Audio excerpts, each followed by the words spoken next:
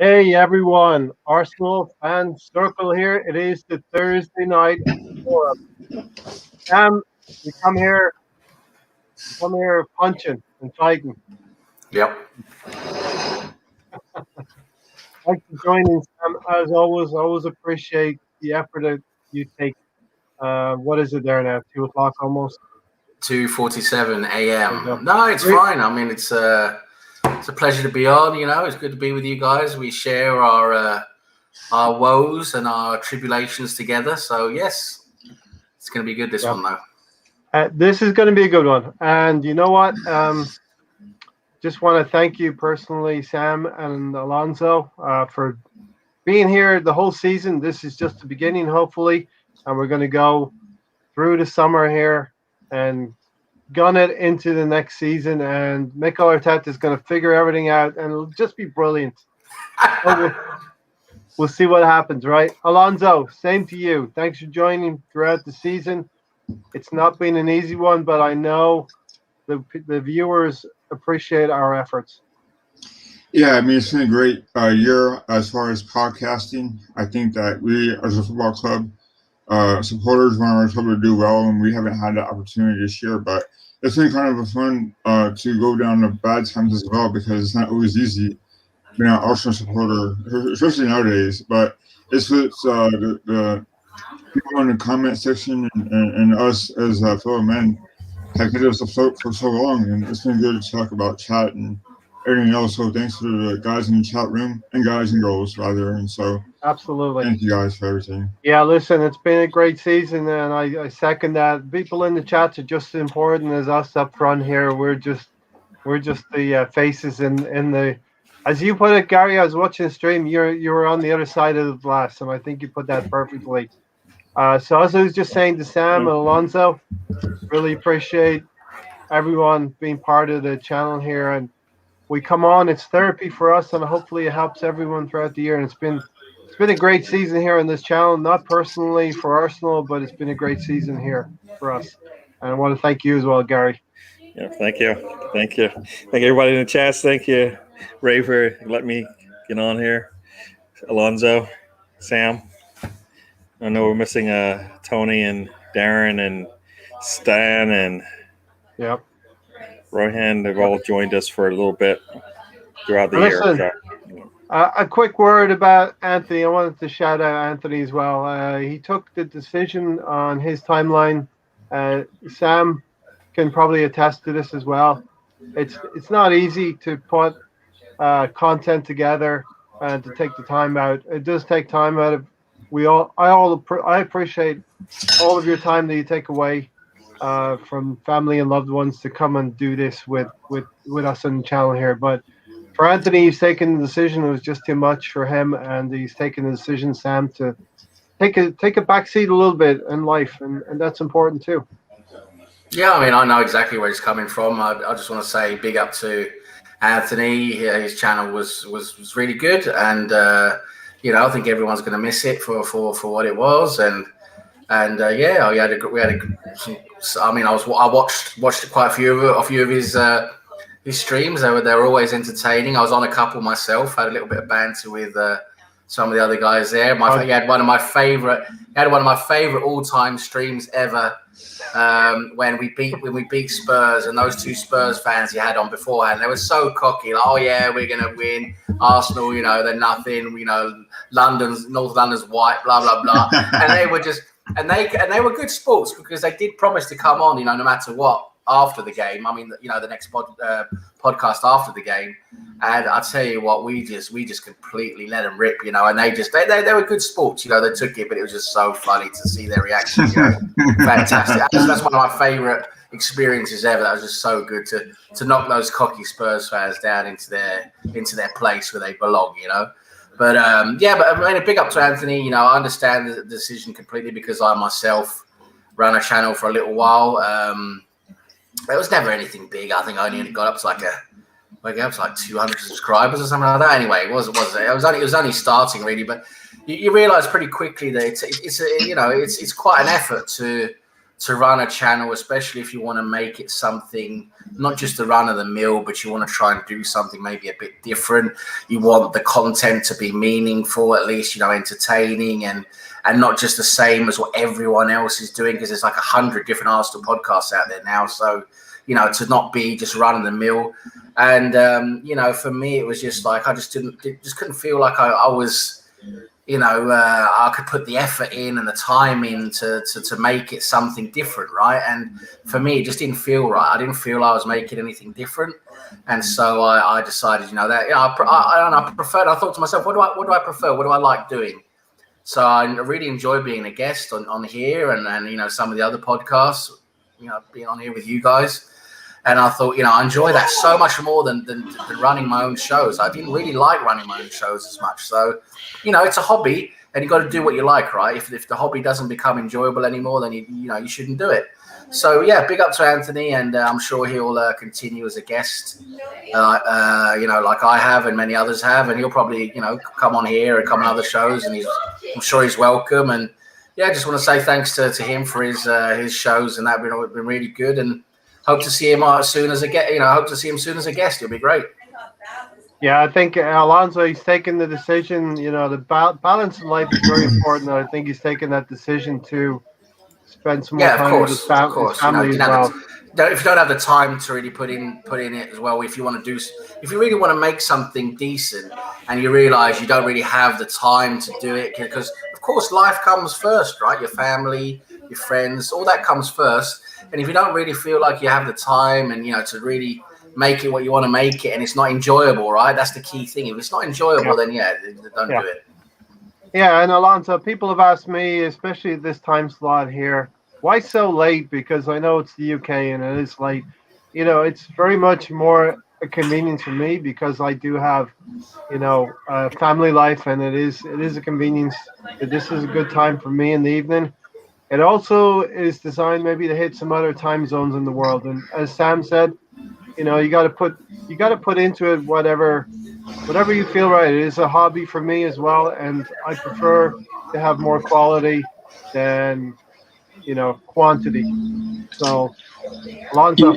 Yeah. I mean, this is a perfect time for me, because I'm at home now. I'm usually not at work during these days, or this summer days, so it's kind of cool, and even if I'm late, I'm still able to make some kind of appearance. So it kind of matters, and I like doing this. I like being a guest on the show. I like coming on every Thursday and even sometimes Sundays. So like Sam has said, it's not like a hobby if you don't enjoy it, right? So it's been a pleasure being on here. I really do like it. I have fun with it, and the banter is always fun too. So yeah. And I want to say the group that we have here, Gary, we have a diverse group, but we also have some good banter, Gary, in this on this channel. And we have the heckler who's going to come on a little bit later. He'll talk over everybody. No, you know what?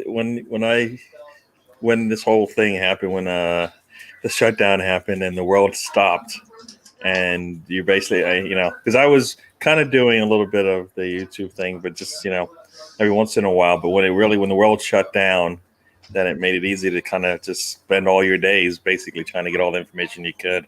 And came across this channel, and I think one of the cool things I remember is I think it was after the FA Cup win, right? Yeah. You kind of had the music playing. We were just listening to music the whole time, and it was just like, oh, this is cool. This is really nice, And eventually, I didn't know that, Gary. Oh yeah, no, I enjoyed that. I don't think I don't know if any other channel did something like that, where he just kind of sat there, listened to music, and then talked about the fact that we just won the FA Cup, right? I mean, that was especially after the season we went through, it was like, you know what? Yes, this is great. So definitely enjoyed that. That's great to hear, Gary. I did not know that, and now, of course, I had to delete the stream afterwards. That was a purely live thing. Definitely, I can understand that. But that was a cool part. But from that, I've met a whole number of people, and got because I saw this show wasn't none of the besides yourself. I think this maybe Alonso. this is a totally different panel you got now. So it's, seeing things change. People have gone their own way. And like you said, Anthony came in for a little bit and then he kind of went, blew up and just went, became a big thing.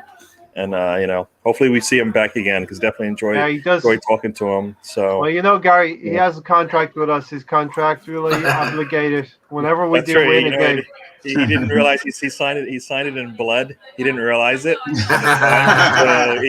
just can't. There's no way to sever yourself from it. No way. You're in it for life, like you said. So look, and it's nice to hear that. I had the music. We were celebrating the FA Cup. And that's a perfect segue to the next section, but I want to say a couple of things more as well. It's just I don't think of myself as someone who inspires someone else to do some things, but that's kind of what happened. I've had a couple of people say, "Listen, from what you did, you inspired me to do something." I don't think that way. I don't get a big head about it. I'm very grounded, but it's really nice to hear things in that way as well. So with that being said, big up to Anthony. I do hope he will join us from time to time when we do win a game or two here and there. But Sam, the perfect segue where Gary was talking about, we were celebrating an FA Cup. Winning FA Cups is not for everybody, right? So it's perfect segue. Exactly.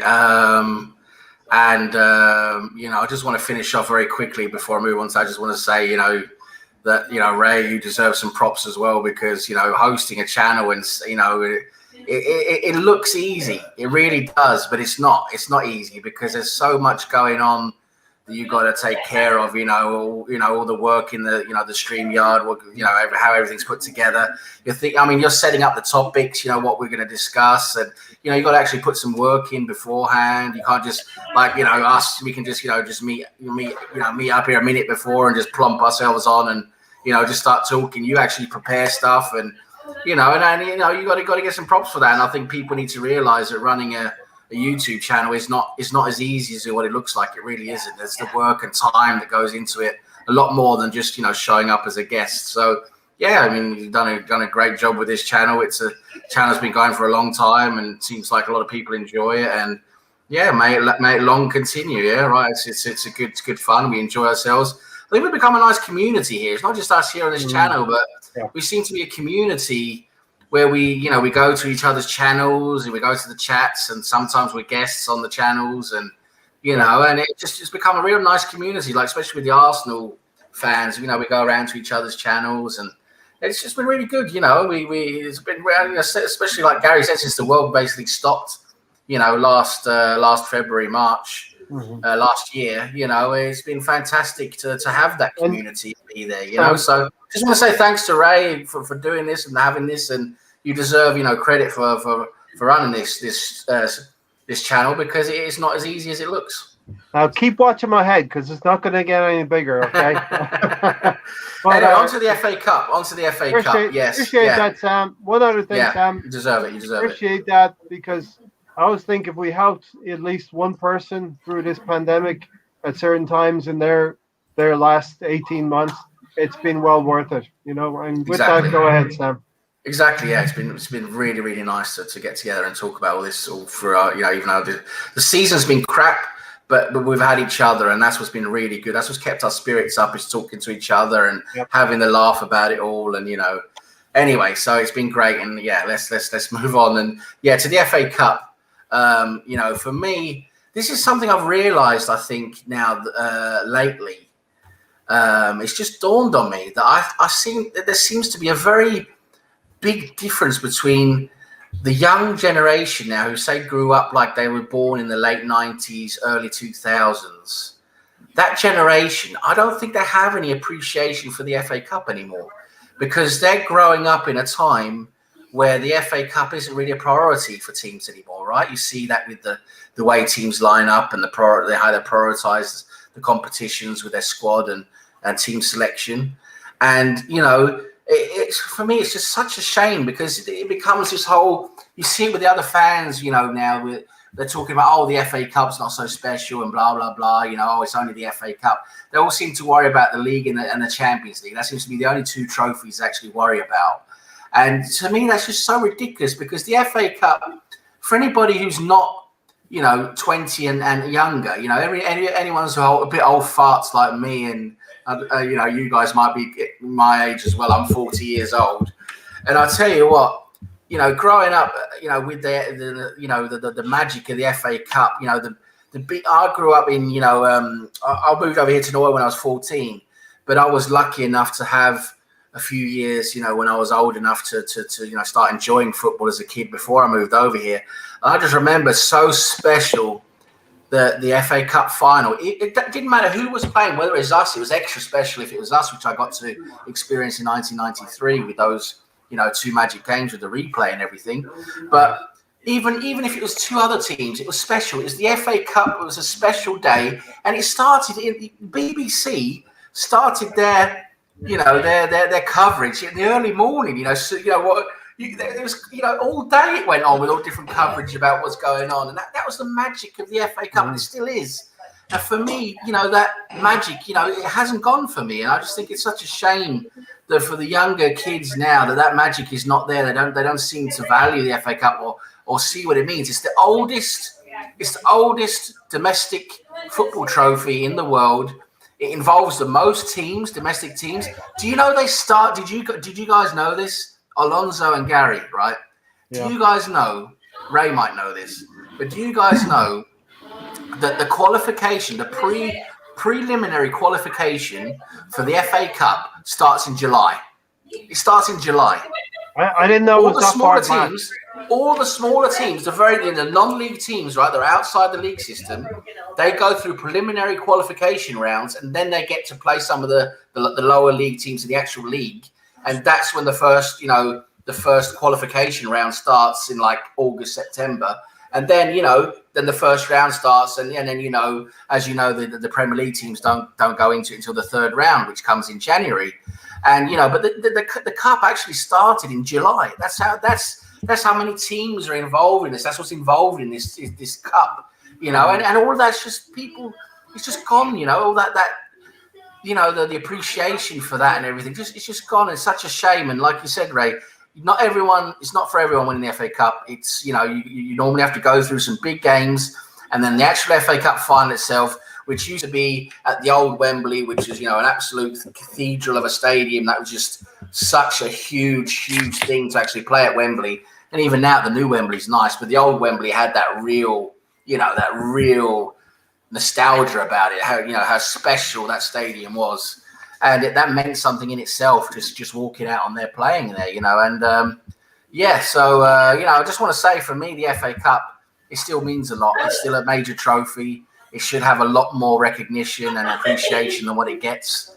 And you know what, we're Arsenal and we're a good cup team, and we've won. Talking about the FA Cup, we're the team that's won it the most. We won it 13 times now? 14 now. 14 times. So, we're the team that's won it the most. So we're the specialists. We're the FA Cup specialists. So, yeah.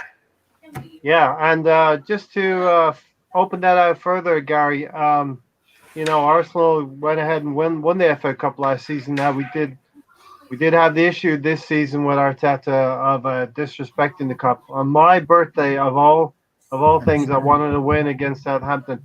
But to open this out further here, you see the trophy loses enclosure here. The Spuds lost the Carabao Cup. They couldn't even get that trophy. The best.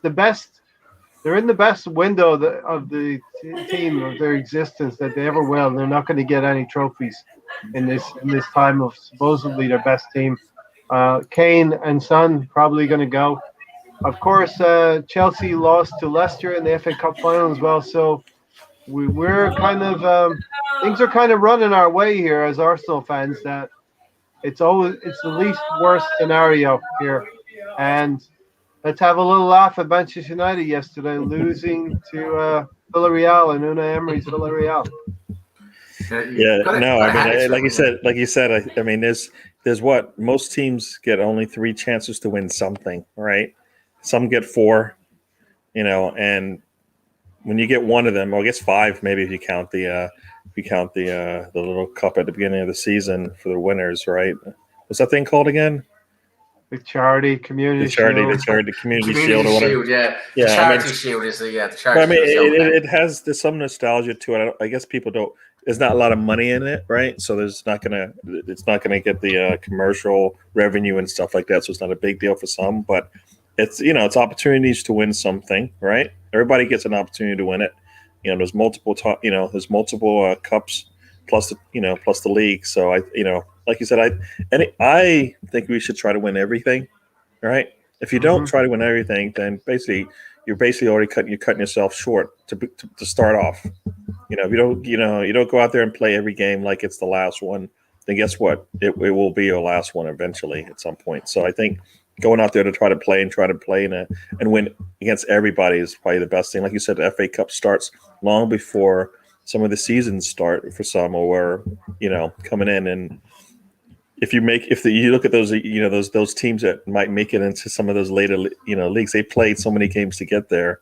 Yeah. And it is a big deal for them, especially if they go and play in a big stadium, right? It's like they're playing in front of like a couple thousand. Yeah. They're in front of like 50,000. Can I just say one thing, Gary, before we continue? I'll just say, because you brought up a good point there. These small teams, like you have these minnows that all of a sudden they're like in the third round, right? So they're amazing. It's a huge thing for them, right? These small, like you'll have a lower league team, a League Two team, or maybe even a conference, a non-league team might make it. And then when they're in the third round, they've actually played like 10 rounds already. I mean, all together, they're on their 10th game already, and it's our first. So anyway, I just want to say that, go on. And that's what that's when you say it's not it's the cup for all of England, right, or all in Britain or whatever where all the teams play. But it's a big deal, and I think that's the Premier League or the British Football Association or whatever not really understanding their sport, right? Because this should be big time. England should shut down, like you said.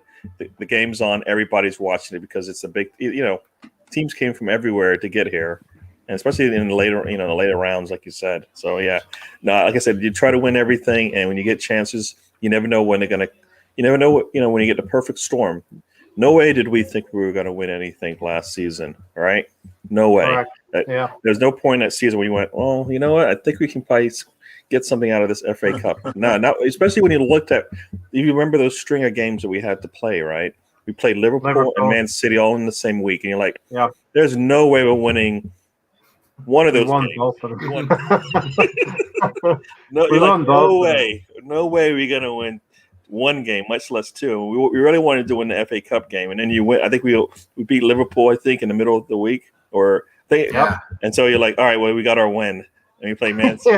We play City, and it's like, oh, you're gonna get both of them. All right. We wanted to win in the FA Cup, but we got it in the league, and we didn't think we were going to get it in the FA Cup against City, of all teams.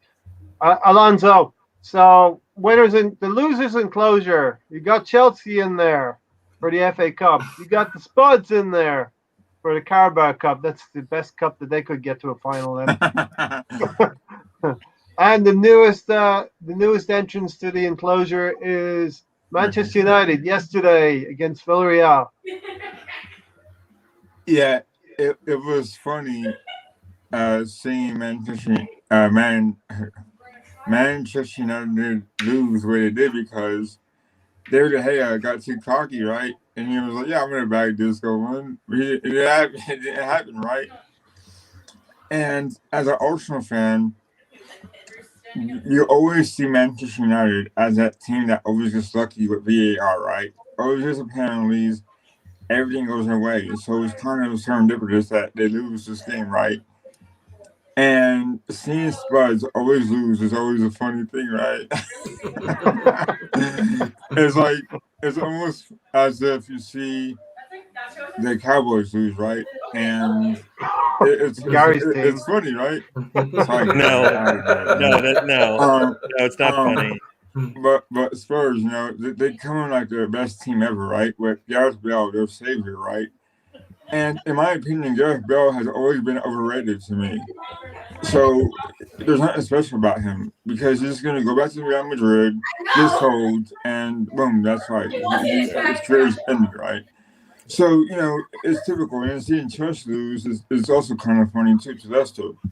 And I hope that they get whipped in the Champions League final because they have Come on, almost nothing other than being in top four, which to me is lucky to be where they're at. So they're just an overrated team to me. They're all bad. We just can't. We can't. It's unfortunate how we're not as good as they are. In the table, and it sucks because we're like a Banshee club now. So we'll see what happens. And look, Sam, like we were saying, we're not in a position where we're going to be winning trophies, at least not this season.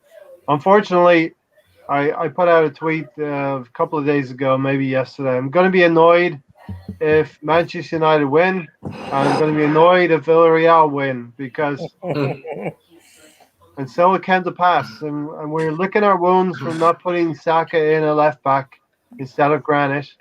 We're licking our wounds from playing a false nine in the first leg, right? Yes, and then the second leg not having the intensity to actually go ahead and win the game with no impetus. And Unai Emery is that perfect coach who's able to drill his players buy into it, and they play for very fine margins, and Emery will bring his defensive players on when he has a goal, when he has a lead, a 1-0 lead, which he did yesterday as well. But they got away with it. They got the win. Yeah, I mean, like you say, it was it was like trying to choose between two different diseases, wasn't it? I mean, you go, what would you rather have? Would you rather tuberculosis or something else? Anyway, Villarreal and Manchester United. But what was so fantastic though was the Manchester United fans were so cocky before that game. Because they saw Villarreal against us weren't fantastic. We should have beaten them. So they're thinking, oh yeah, we're better than Arsenal. We should absolutely batter them. That's what they were thinking. But you never know when it's a final. You never know when it comes to what happens on the day. You never know. And Emery, you got to give him credit. He is a very good tactician. He sets up teams to not lose, basically. They might not be fantastic attacking, but they're very good defensively. They really, they're good at stopping the other team's play. And he did it again. He set him up really well against Manchester United. And it was another Emery schooling, right? I think Emery schooled, the PE teacher, Ole Gunnar Solskjaer. And it was another big game that United bottled. They seem to have become bottle jobs lately themselves in big games. So yeah, I enjoyed seeing Manchester United lose, and then I was thinking, well, we lost against the team that actually went on to win the tournament. So I was like, that's not too bad, they're actually the winners. But then I thought, at the same time, though, it's our old manager. It was a manager we just had. It's Unai Emery. So it's like, oh God, But anyway, better than Manchester United winning. And just to see those Manchester United fans come crashing down to earth, my God, the football terrace was just it was just absolute essential viewing yesterday. Just after the final whistle, after that crazy penalty shootout when it went down to the goalkeepers and Rulli scores a absolute worldie, top corner nearly, fantastic goal, and De Gea comes up. He's obviously never taken many penalties in his life, and that's it. Is the end of that and. But to see their reaction, oh my God! I mean, they were just melting down. Ole out, all out, Ole out, Ole out, Ole out. I mean, how did that change all of a sudden? I mean, they got to a final. They're second in the league. That's not bad, right? I mean, yes, okay. I mean, if your only criteria is to win the league and win a European trophy every year, that's going to be difficult to achieve. You got to have some kind of realistic, view on things. But anyway, Yeah, so how do you think they're feeling, Sam, about that? I mean, the second place is pretty good in the league, but obviously no trophy. They seem to, for me, the United fans, they seem to be so, again, they're a bit like us. They're stuck in the past. They still think they're under, Ferguson in the glory days. Like we still think we're under Wenger in the glory days.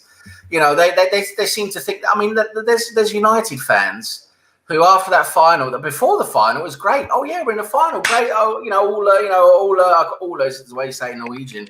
Solskjaer, the manager, great, fantastic. He's in the final, great.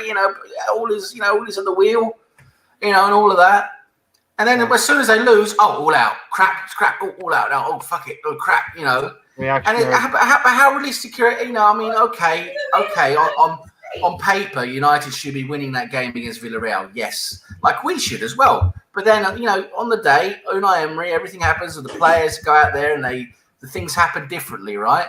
And they deserve their win. Villarreal, they deserve to beat Manchester United. But Manchester United, they're not happy with second. And they were clear second, way ahead of third place. Not happy with that. They want a challenge with City, which they're miles behind. I think they were. They've got an unrealistic view of what their team is and what they can achieve. And, if you're not happy with second place like that, clearly beyond third place, and you're not happy getting to a final, okay, it's horrible to lose a final, but you still got to a final. If you're not happy with that, then what the hell are you going to be happy with? What? I think, the one thing I was going to say about the one thing that is a trait of all those three teams. You think they have a captain, they have a leader, but they don't. They don't have a captain. They don't have a leader, right? Like somebody that I got this, right? Somebody who's like, follow me, let's go, fight this together. They don't have. I know it's probably most teams don't have any of that, but the big teams have somebody that epitomizes what the team's all about, and they may have multiple that do that, and so it's even worse when that happens, right? I mean, that's what you see with those teams. They don't have it, right? And I think Emery was able to at least create 11 players. Create a team, as opposed to taking 11 talents and try to get them to work together. And that's what you saw with United, because there's no way talent-wise it should have even been zero. It should be 0-0, right? No way. Not with the talent on the side with the red shirts, right? No way. They should. You got Bruno should be able to by himself be able to do something and make something happen. That's one of the reasons why I'm hoping that we build on this whole Pepe thing, that he understands that the game around me might be terrible, but I still got something that nobody else has got, and I can bring it out of myself and show up. And that's what, like I said, that's what none of those teams have, and that's why you're going to watch Chelsea against City, and De Bruyne is going to be there, and I think that's all they need, right? I think that's all they need. I mean, I'm not saying that he's going to do it all by himself, but I think he's the guy is going to, show him the way, right? You got that one guy on the team. I mean, Virgil van Dijk is that guy when he was healthy, right? Screaming at his players and stuff like that. And we all miss that, right? That's what we're missing. We're missing that this season. Gary, Gary, I really believe, Gary, if Arsenal had gotten past Villarreal as they should have, they would have given Man United a really good game in the final, and we're probably sitting here talking about winning the Europa League. Honestly, and we have the talent to compete with them, and we have individual talents as well. I think that can do something that I don't think they can. I mean, we didn't have our chance, and we blew it. But I think hopefully we grow into it, and we realize that we're bigger than just. This is an anomaly. Hopefully, it's a blip, right? Because we got good players. I mean, we do. We're not going to go out there and be able to compete with City for 38 games, but definitely we can win some games in a one-off, right? So, and the manager, hopefully, Alonso, is going to take a long, hard look at himself for Arteta in the next couple of weeks here. Yeah, and so instead of naming Granit Xhaka captain, he needs to go back in time and hire a academic player like Karen Gibbs. Karen Gibbs. Karen Gibbs. Anyway. Somehow Karen Gibbs gets in a discussion in it. I mean, I know, but it's a thing now, Gary. I mean, a scumbag. But, I think Arteta when he first came on, he should have had a list, right, of potential captains. And he should have stirred the pot a little bit and made his own decisions on captaincy. But he didn't do that. So he got stuck with having Aubameyang as captain. And he should have had Tierney in there, but he was hurt. So the whole thing was a mess, right, when he got there. So hopefully next year, him and Aubameyang can have a talk, which I know it's not going to go well, and say, look Aubameyang, we're not going to have you.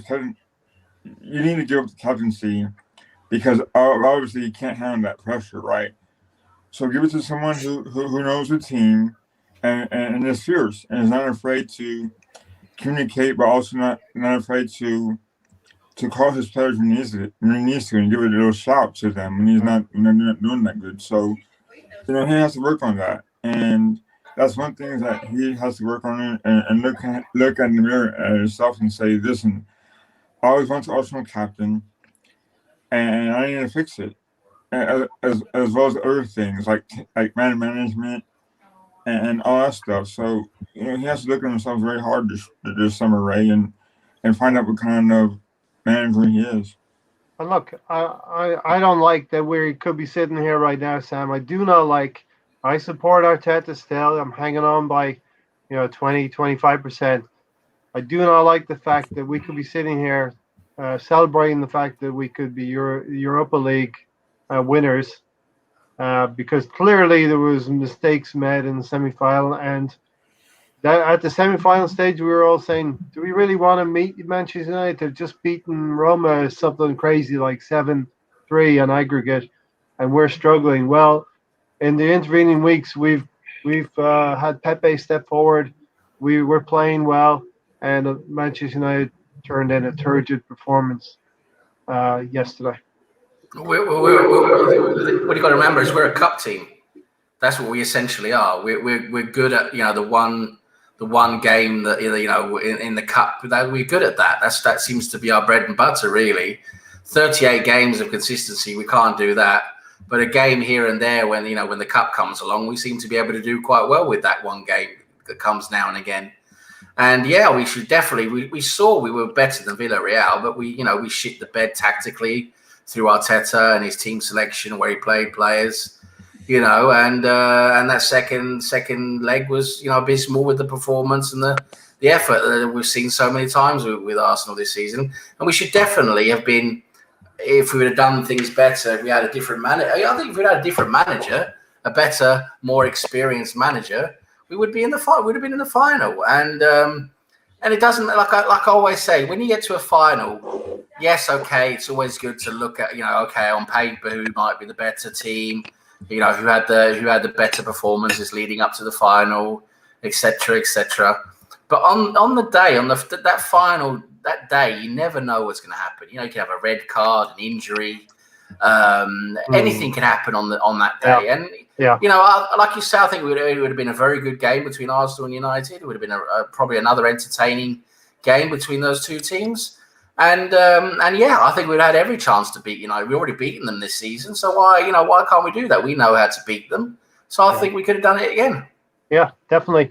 When you mentioned red card in a final, it just took me back to 2006 and That's what I'm saying. It's saying that completely ruined that final, right? And it's just something like that can happen, right? You never know what's going to happen.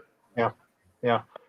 So hopefully, Gary, on Saturday we've got 3 entrants in the losers enclosure. We got Chelsea, Man United, and the Spuds, and the Chelsea can be 2-time losers this season in a final to go along with last season's FA Cup finalists. They get a runners-up medal again, hopefully on Saturday. No, that would be nice to see, right? That would be nice to see it. And I had something I wanted to say, but it was on the tip of my tongue, and I've forgotten captaincy? About the captaincy, maybe? No. It was something you guys were just talking about, and I just slipped my. Gary's going to say the Eagles suck, right, Gary? No, well, they do. They do. No, it was I forgot now what I was. I usually jot it down what I was going to say, but I think it'd be nice to see. I mean, it's a double-edged sword once again, right? Either Chelsea gets 2, or Man City is another Premier League team that gets a European Champions League. Who do we Cup. hate more, Gary? Who do we hate more? I hate everyone. But, you know what I mean? You're the guy who's driving around flipping people off on the motorway, right? Yeah. No, I mean, I hate everyone. I don't really. You know what? I want everybody to lose to Arsenal. That's kind of how I look at my teams. It doesn't matter what they do outside, but as long as they lose to my team, I'm happy. So this one, this is one of those ones where you just want the stadium to blow up, right? So there's no winners, no losers, because the game just didn't happen. But yeah, I mean, it's hard. It's hard. It's probably easier if City wins it because they've been a dominant team for for a while now. So yeah, finally, Pep. There's lots of storylines, and we can go into it probably on Sunday a little bit more after the game. Yeah, if you think about it, yeah, and if you think about it, the European teams that we thought were going to be there all had injuries that played into how why they're not playing now, right? You take Lewandowski off. I think Mbappe he probably wasn't 100% when he played, right? So it makes it a little bit easier for some of those teams when that happens. So yeah, I think everybody got a little lucky. Some of those teams weren't 100% coming in, and that's the beauty of it, right? You never know. You're perfect. All of a sudden, bam, a little blip, and then you're out of the tournament. So yeah. No, definitely. As things are going for us to have Tottenham, we're having a good run for our rivals in finals. Tottenham losing, as I said, Leicester winning against Chelsea, which was laughable because of the VAR decisions in that one, and Manchester United. And I was a little bit stressed out because those penalties were perfectly taken, all 21 of them. Well, when it came to they were perfect, but the goalie for Villarreal got his hand on at least 3 that I recall. Yeah. And the last one before he made, before the goalie kicked one, he almost got one, he almost got that one for sure. But the other ones, he got a hand on it, whereas the hair, not even close. Even when he guessed right, it was too late. He was a little slow. So. But yeah, you know what? It's one of those things where it should never get to that point, right? Yeah, and another thing that should never have gotten to the point is the last game of the season for Arsenal to finally get above Everton in our gentleman's bet. There you go. Cash. So going to be some cash coming my way. I'll send you my address, Brownie. Send me some crisp notes, please. But in all seriousness, Alonso, we'll move on to the next section. What's our midfield going to look like next season? It looks like there could be some activity happening. He means business. I think that Xhaka needs to go. Obviously, I think the doozy is better off in Germany. That being said, I don't know where Emil Rowe's best position is. If that were the case, then either Aubameyang and or Lacazette need to go. Because I like Emil Rowe, and I also like Odegaard. Because they both bring a lot to the table, and they both complement each other very well, and Saka as well. So, but assuming yes, Buendia, I don't know, because I want to see Emil Rowe excel, and so I don't know. That's questionable. Yeah, there's a question there, Sam. Do you think Buendia, if he does come, would hinder Emil Smith-Rowe's progress, or? I think it's gonna. I mean, if he goes for Ødegaard and we get Ødegaard, you can't get Buendia because they're quite similar in the type of role they play. You can't have Emil Smith-Rowe, Ødegaard and Buendia. It's just it's just not going to happen. You can't do that. It's not going to work. So you got to have one of the. I think it's going to be one or the other. I think either Ødegaard or maybe Buendia. See what kind of what kind of agreement they get to. But yeah, I mean, Buendia can play out right. He can play in the middle. Same as Ødegaard, really. They're quite similar in the positions they play. Smith Rowe can play out on the left as well. And I agree with Alonso. I'd much rather see Smith Rowe develop because I think he's got some more room to develop there. He could be absolutely amazing if he keeps developing in the right way. Yeah, he has. So I want to see him continue to develop. He can play out left, and then we can get rid of a boomerang. And the problem is we can't get rid of the players like a boomerang and Willian and that because they're on so much money. The next team doesn't want to pay them that, so we've got to end up paying them ourselves, and it's such a mess. The news is though that we know David Luiz is leaving, Sam. Because he's out of contract. He's out of contract. Willian will be leaving, and the latest news is Jose Mourinho wants Granit Xhaka. Yeah, it'd be fantastic. I'll fly him there myself. I'll take a taxi to Luton Airport and put him on an EasyJet flight to Rome. If I set the bar at 17 million, would you take that for Granit Xhaka? Or would you? I would take 5p and a curly whirly for Xhaka. The guy is fucking hopeless. Well, he's not actually. I must say he improved a lot towards the end of the season, and he did work well with Partey. It was that they had a chemistry together there, cohesion there that actually worked. And we saw when Xhaka was moved to left back, it just didn't work in midfield without him there. So he does actually serve a role there, but he's not that level we need. He's not that top level we actually need there in midfield. So. And with his attitude problems and all of that, I just can't wait to see the back of him, because we need to move on from him and getting someone better. And I really hope we do.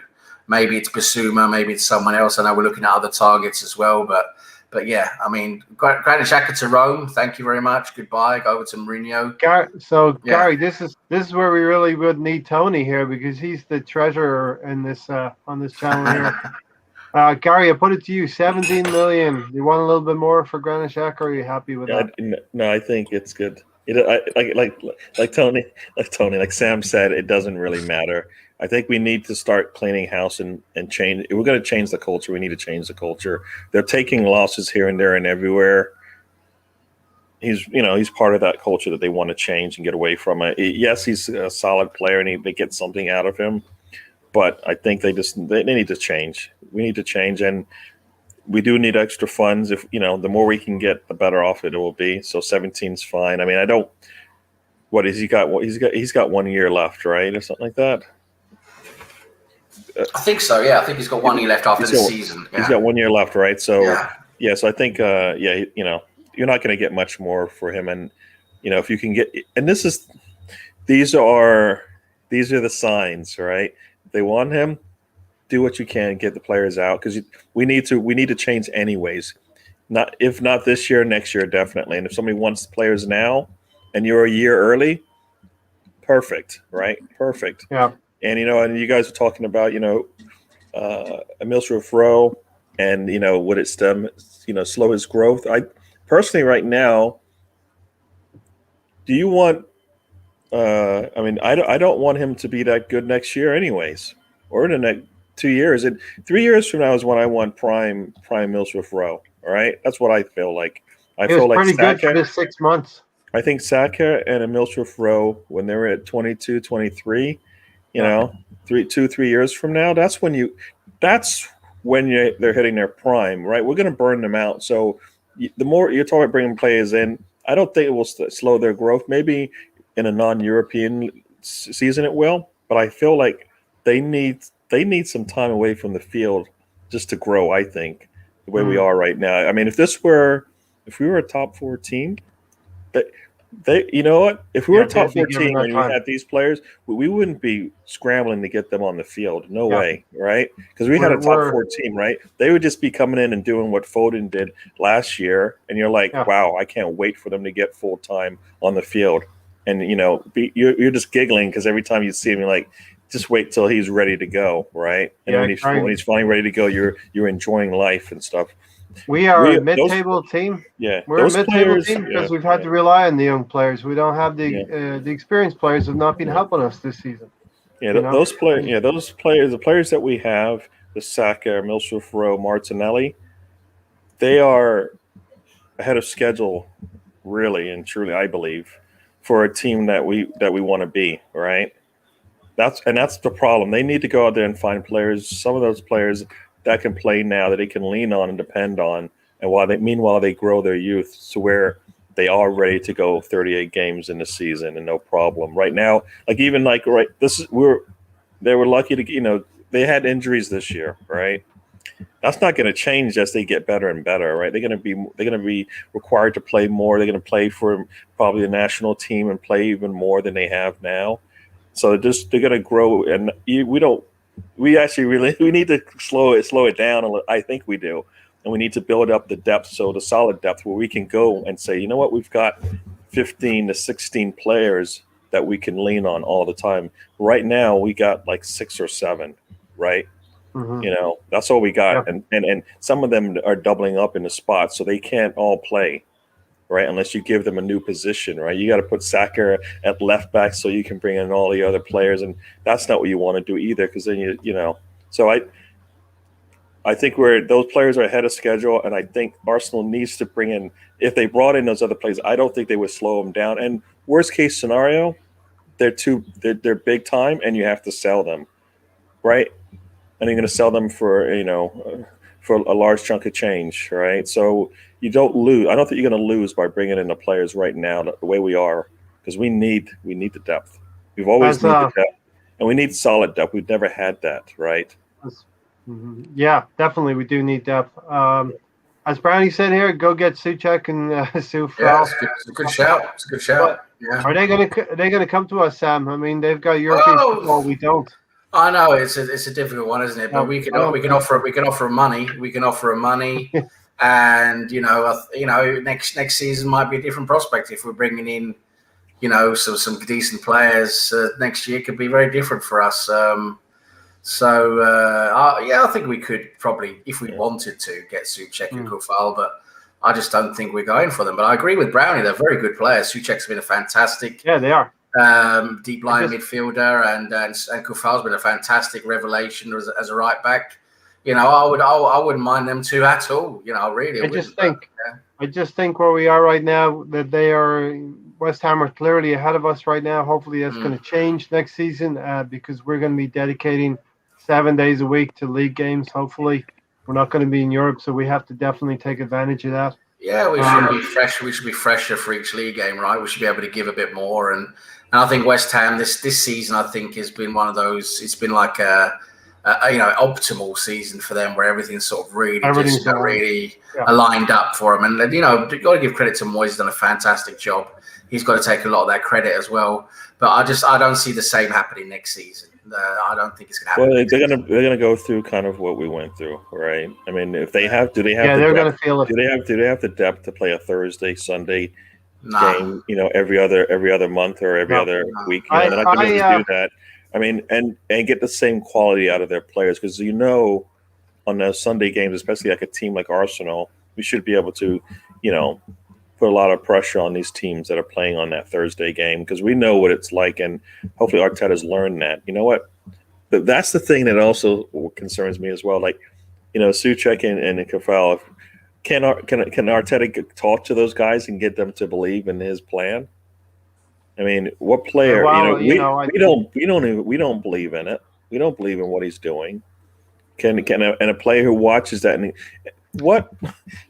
You look at that semifinal and you think, wow, okay. And you look at both games of that semifinal as a player. You're looking at a potential team that you could go to, and Arsenal comes to the door, and you think of those two games, and you're like, I don't know. All I can do. I don't know if I'm Saka, if I'm Aubameyang. There were times when I could have got like Saka playing left back, Aubameyang actually playing. Right, actually coming into play, and you're thinking this coach isn't going to put us in positions to win. When these are championship. These are knockout games for us. You know. Look, we will get into this probably on Sunday. I don't want to get too bogged down in it. No. My only hope is Arteta will learn like every other person learns. That's all we can hope for. Yeah. And let's move on real quickly. I'm going to ask you, Gary, and then I'll go to Alonso. Guendouzi, would you sell him as well? You're sold Granit Xhaka for 17. Guendouzi, would you sell him to Marseille? Yeah, well, I've already said, and I've said it multiple times. There are probably about 6 or 7 players that we need to keep. Everybody else is an option, and since we're trimming down the team anyways, we should be able to do better, right? Yeah, I'm laughing at this one because I want to tell you all as well. I reached out to Charlie, West Ham supporter we had on throughout the season. I told them we were operating off a 25-man squad. Arsenal in Europe, we're going to have to pare that down by probably 3 players, I would think. He told me that West Ham operated a 22-man squad and 4 of them were goalkeepers. So they were basically working off an 18-man squad in the Premier League, and that's what Arsenal will probably be looking to do as well. And I think we need to do that.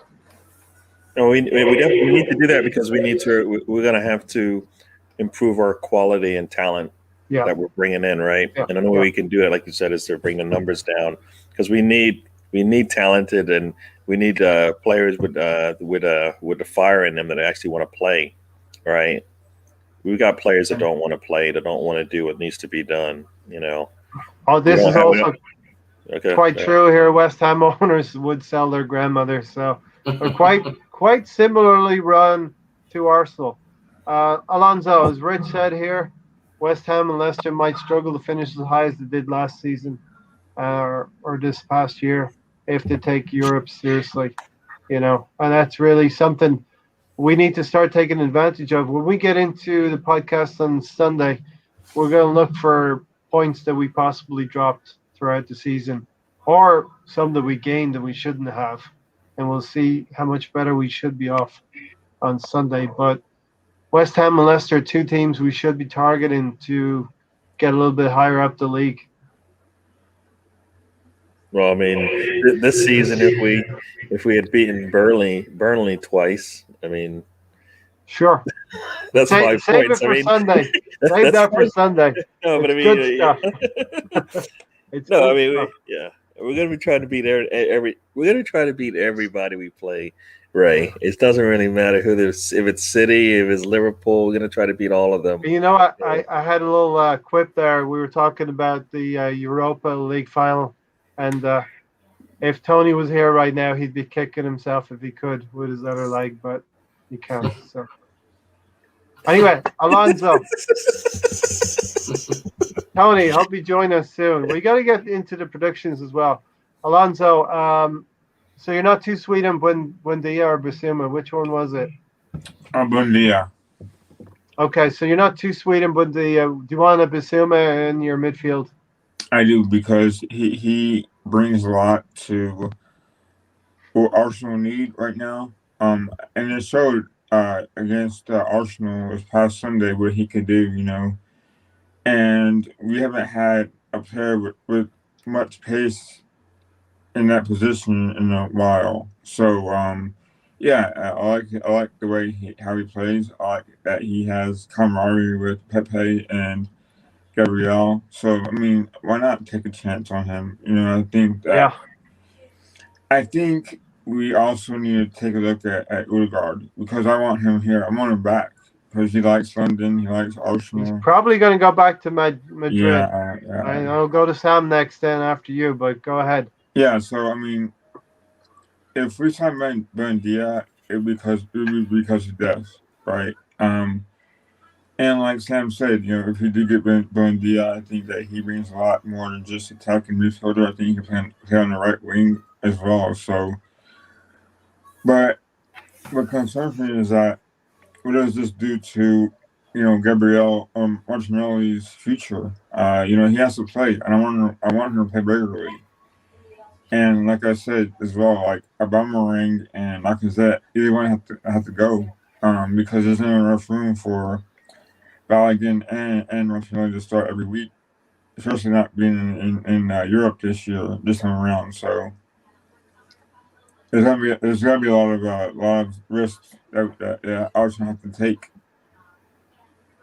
Yeah. Sam, Yeah. Erdegaard going back to Madrid, it's a real possibility. Well, Zidane's gone now. He didn't get on very well with Zidane. I think a lot comes down to who they bring in as a manager. There's so many factors there involved in that. Also, I don't think he's going to be playing regularly for them. That's the thing. He wants to play regularly now. He wants to play nearly, every week. And Real Madrid, I just don't think he's going to do that. He's going to be a squad player, and I think I can see Arsenal and Arteta managing to pull off a new loan deal. I think that is what we'll hopefully see. We'll get him on a new loan again, like we did with Ceballos. Yeah. And just a better player than Ceballos. Just a lot better than Ceballos. And if we can get him on a loan again, that's fantastic, right? I mean, that's a good deal. Yeah, it's got to have a buyback clause. Hopefully we can get a buy. Hopefully we can get a buying clause in there as well. Yeah, that would be nice. Well, I mean, I don't think it's worth it to just take him on loan and then do this all over again. Yeah. No, that's the thing, right? That's the risk that they take. Different. If you have to go different ways, go different ways, right? Yeah. I mean, is the buying clause, is that set in stone? Is that something where yes, you will pay? Okay. No, what it is you have an option to buy, right? Oh, option to buy is what I meant.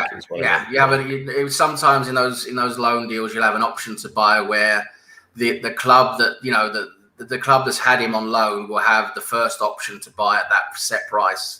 And then basically it'll be them who get him then, But if they waive that option, they don't want to buy him. Then it goes to someone else.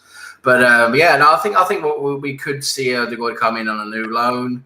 Buendia, I'm not quite sure on him. I think the price tag is bothering Arsenal a bit, to be honest, because I think they want a lot more than what Arsenal are willing to pay for him.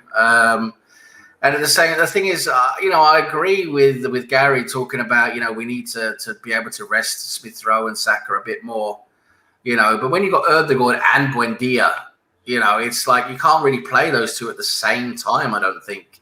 So when you're having one of them, you've got Pepe as well. We want Pepe to play. Yeah. So we've got Martinelli who wants to play. So, it's either Buendia or Erdegaard is going to have to miss out every week. And I just don't see that happening. Yeah, and that's what makes me think, Sam, that Erdegaard is already going to go back to Madrid, and they're Arsenal planning without Erdegaard. Yeah. Well, we have to plan without him. We need to bring in at least two players, right? One in the middle, right, to replace Milsrud, and then one for Partey. So however they do that and fix the middle of the pitch, right, and the depth needs to improve. That's what we need. So regardless of who we bring in, we need two players that we don't have right now that are on the contract, be it Buendia and or Odegaard or Basuma, and because I think we need to fix that middle now. We're fine on the wings. I believe we have the center backs if we want to. I have a fear that they're going to try to go and get another center back again, even though I think they have enough to play with right now. Right, they have enough to play with. But if they can sell and improve, then I don't know how you do that when you've got what we got. But we need to fix the middle now. We need to fix the middle and the top, and maybe the top is just a bad year for Aubameyang, and we get something out of him. But like you said, one of the two of those guys up top have to go anyway. So. Yeah. But yeah, I mean, I don't care who they get right now. I'm just go do it, Arsenal, right? Because they need to improve the players that they have, and there are many players out there that we can improve it from. Where we're talking about Ceballos, we're talking about Xhaka, who is not a starter where we want to be, right? He's a good squad player, but he's not a starter in the quality that we're looking for. I'd rather take somebody who's a starter that's not going to be as, I guess, to some degree, sound as Xhaka. That's going to give me their range is going to be high and low. So I might have some bad games, good games, but they're going to grow into it, right? but I'll take the good times, because the good times are going to be like the good times are when Pepe is like hitting him in, and then the bad times is when he just disappears for a game. But there's stuff in it that you can you're going to grow from. But they have to improve the depth, however they do it. Definitely. There's 2 to 3 players that need to be that are going to sit in the middle of the field for us, either midfield or just just behind the striker, whatever it is. They need this. That's what we need to do. All right. Yep, definitely. We need to do that. For sure. You're right, Gary. Midfield is the surgery that we need to do. We can get by with most everything else on the wings, but we need to upgrade midfield. Alonso, talking about this now, the numbers in the parentheses are the days between specific dates up until the start of the season. Season ended May 23rd. It's going to be 19 days. Can you believe it? Just 19 days until the European Euros start. Euros are going to go on for a month. So there's 30 days that the top players will be playing. Arsenal don't have a lot of top players, so that's another advantage for us probably next season. And 34 days then to the start of the season. So I want to spend a few minutes talking about the demands on players.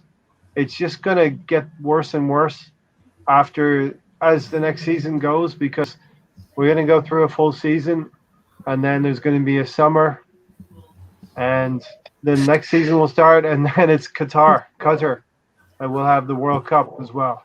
And the demands on players now is just become horrendous, and you're seeing actually quality of games drop. I used to remember games teams would win 4 or 5-0 regularly. That doesn't happen anymore, Alonso.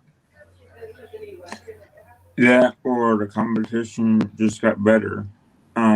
Yeah. But I can see where you come from, right? Because these competitions come around pretty fast nowadays, right? So you're talking about Euros, then you're talking about World Cup 2 years later. So there's quite demand, and then sometimes these players get hurt while playing for country too.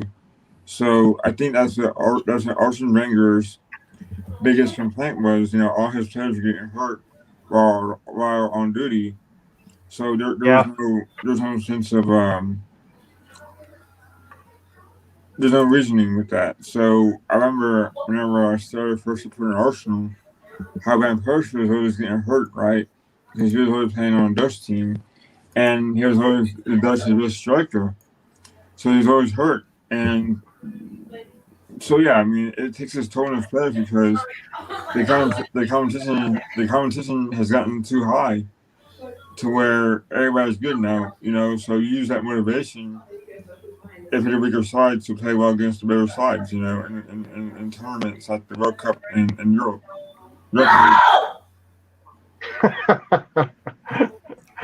That's the kind of reaction Stan gets when he enters the fray. Stan, welcome. Good evening, everyone. Hello. Good evening. Yeah. Alonso, you want to finish your? No, I'm good. All right. I guess Dan's appearance really shocked me there a little bit. Stan, we were just talking. I don't know if you were probably watching a lot of the podcasts, or you didn't. But we just talked about the demands on the players right now. We got 19 days from the end of shots being fired in anger last Sunday till start of the Euros. Then that goes on for a month, and then we got 34 days till the start of the season. When do these top players get breaks to recharge? Yeah, well, it is what it is. It's no different to when we have to lose a lot of players to, when they have to play in African Cups or South America. It's just something that everybody has to cope with. I mean, how many players are we going to lose to the Euros anyway? I mean, we've got one England player, Saka. How many? Who we got? How many other players? Tierney for Scotland. I think most of the ones that are probably doesn't play. Tierney's not the starting left back. That's Robertson. I think most of our So- players that were going international duty are probably selling anyway. Yeah, and I think they're squad players. A few of them are squad players. So I don't think we're going to there's going to be too many who are going to be fatigued. We could be losing Martinelli to the Olympics in Tokyo. Let's talk about that. He's been going to the Brazilian team. Maybe Gabriel as well go onto the Brazilian team because they do the for the Olympics. They do under 23s, don't they? It's an under 23 team, isn't it? So yeah. So we could lose them to Tokyo Olympics. That's in July and goes into just before the end. And I think it ends just before the start of the season. So that's another thing. And then in January we're going to lose whoever goes to Partey and Aubameyang. We're going to lose those guys at least, aren't we, to the African Cup of Nations? So we've got to think about that's why it's imperative that we depth, depth, and we need quality depth, like people we can depend on, and I mean, like, they may not be Kieran Tierney, for example, but they can do a job, right? You're not going to get it may not be but you're not going to be, it's not going to be like Jacques back there and you're like, you'd never played that position before. How in the world are you playing, right? It's somebody like a Saka that's playing back there that can get the job done, but you rather than not play. Well, so that kind of thing. They're not my starter in that position, but I'll let them play because I know they get a job done. That's the mentality that you need in the players that you're gonna have in that depth, right? We need some strong-minded players that play out there. Lonzo, like Ellen Yesta. and I'm quite looking forward to Kieran Tierney's 3 assists centre back performances, and I think that's something to look out for this summer. He's not going to play for Scotland. He's not. No, Tierney's second string. Robertson, the Liverpool left back, he wasn't. He is. But he was. I know, but he's better than Robertson, I believe. Yeah, but Robertson starts for Scotland. He does. So yeah. But isn't Robertson the captain? Doesn't Tierney play at left centre back as well, though? Yeah, I thought he plays regardless. The game. Wow. Yeah, okay. I've just seen Tierney on the bench a couple of times for Scotland, but yeah. The last Scotland game, didn't he? Didn't he get 3 assists? 3 assists, yeah. Hat-trick of assists. Playing at From left centre back. Yeah. Left centre back. I can't really see him at left centre back. I mean, he's not big, is he? Yeah. He's had some practice for Arsenal playing in the 3. Yeah, he's played 3 at the back. With Saka as the wing back, so he's got some experience doing that, But Stan, just to go ahead, Gary, you had something. No, I was just going to say, so basically we got 19 days to get something done, right? Because Arsenal's going to use an excuse where they can't do anything, where the Euros are going on, when in fact they could be working throughout this whole thing because they need to. They need to find an 11. They can pencil in, before they come in for the new season. They need to find an 11 that it can pencil in. Some of the spots are already filled. They can do in pen, but the other ones they need to fill those and have names ready to go in there. Either 1 or 2 names, depending on who's on their list, because that's what we're missing, right? We always say, who's our starting 11? Every team, I believe, in the world knows what their 11 is. We don't know what that is today, and we got like 5 or 6 players we can put in there right now, and we need to fill the other 3 to 4 spots, I think. So what I'm encouraged, Gary, what I'm encouraged about is that you're hearing names that are going to leave what Stan would call the next shitbag 6.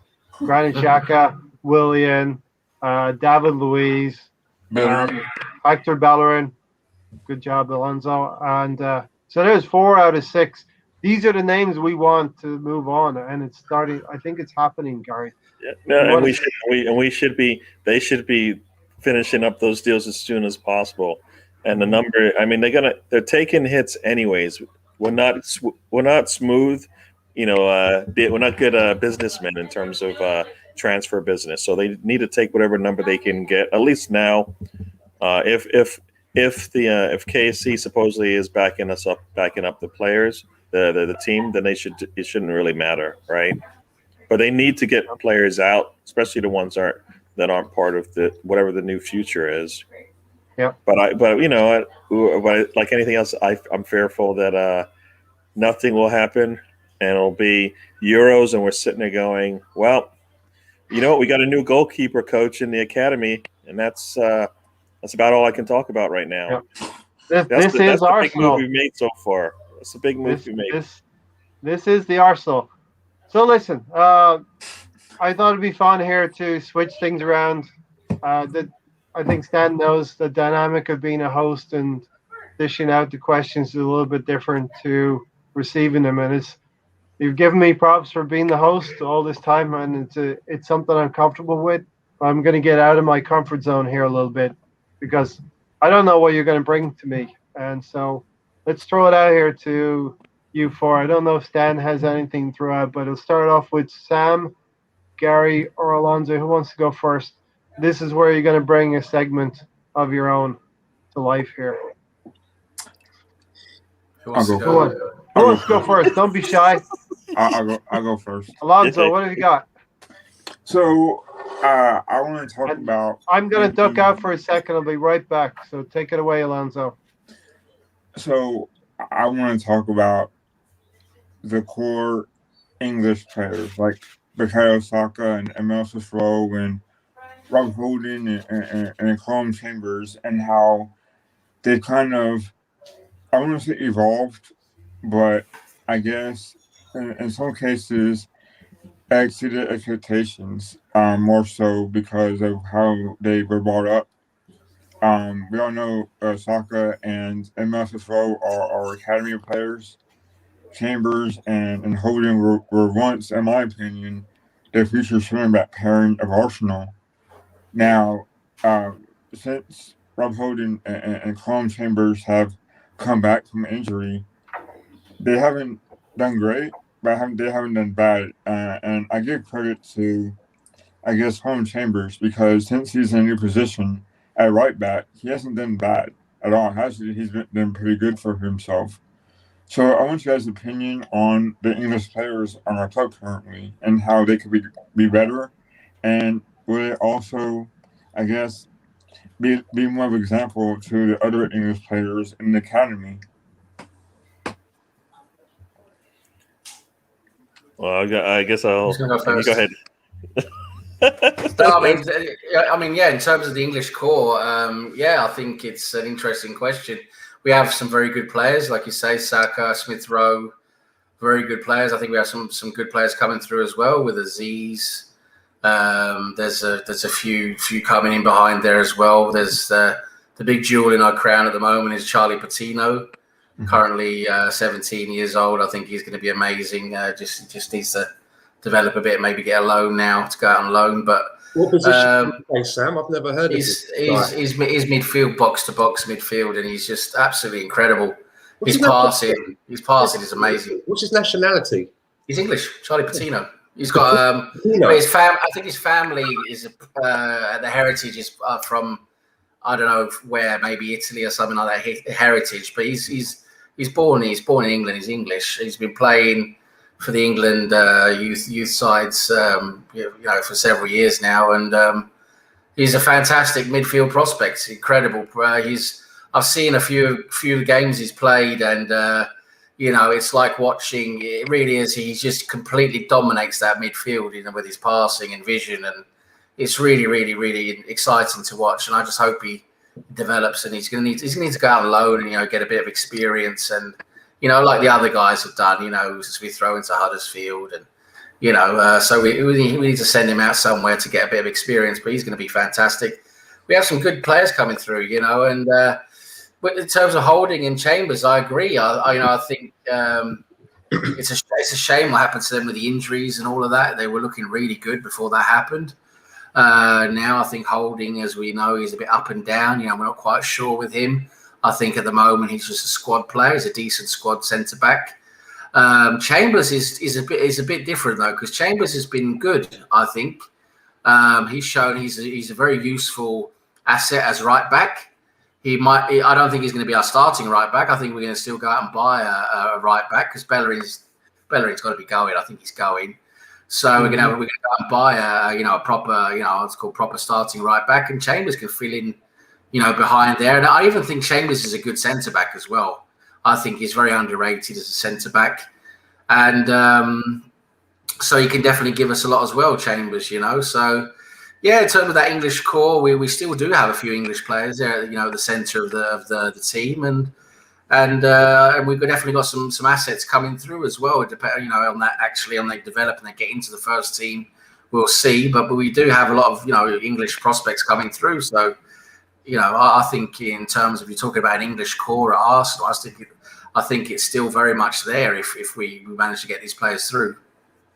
And the strength of your team really is reflected in international call-ups. And like we're saying, the Euros, we're not going to have a huge involvement. No, I remember, back in the Invincible days, the whole squad, went into they started games. We had half of the France team, didn't we? So it's completely different. Spanish, German. It's like what Brownie pointed out in the chat. Basically, we've got Saka. The one player in the England squad, and he's probably not going to play very much. He's probably going to be peripheral. We've got Leno, who's the third choice German goalkeeper behind Neuer and Ter Stegen. We've got Xhaka, who's the Switzerland captain, so he's going to play, but that's Xhaka. He's going to go anyway, hopefully. We've got Tierney. Okay, he might play as a left centre back, or else he's going to be back up left back for Robertson. We're not going to have very many. I mean, the upside is we're not going to have very many players who are going to be fatigued through a Euros. Coming back fatigued. We don't see them until after 2-3 games because they need a prolonged rest and blah blah blah. That we used to see.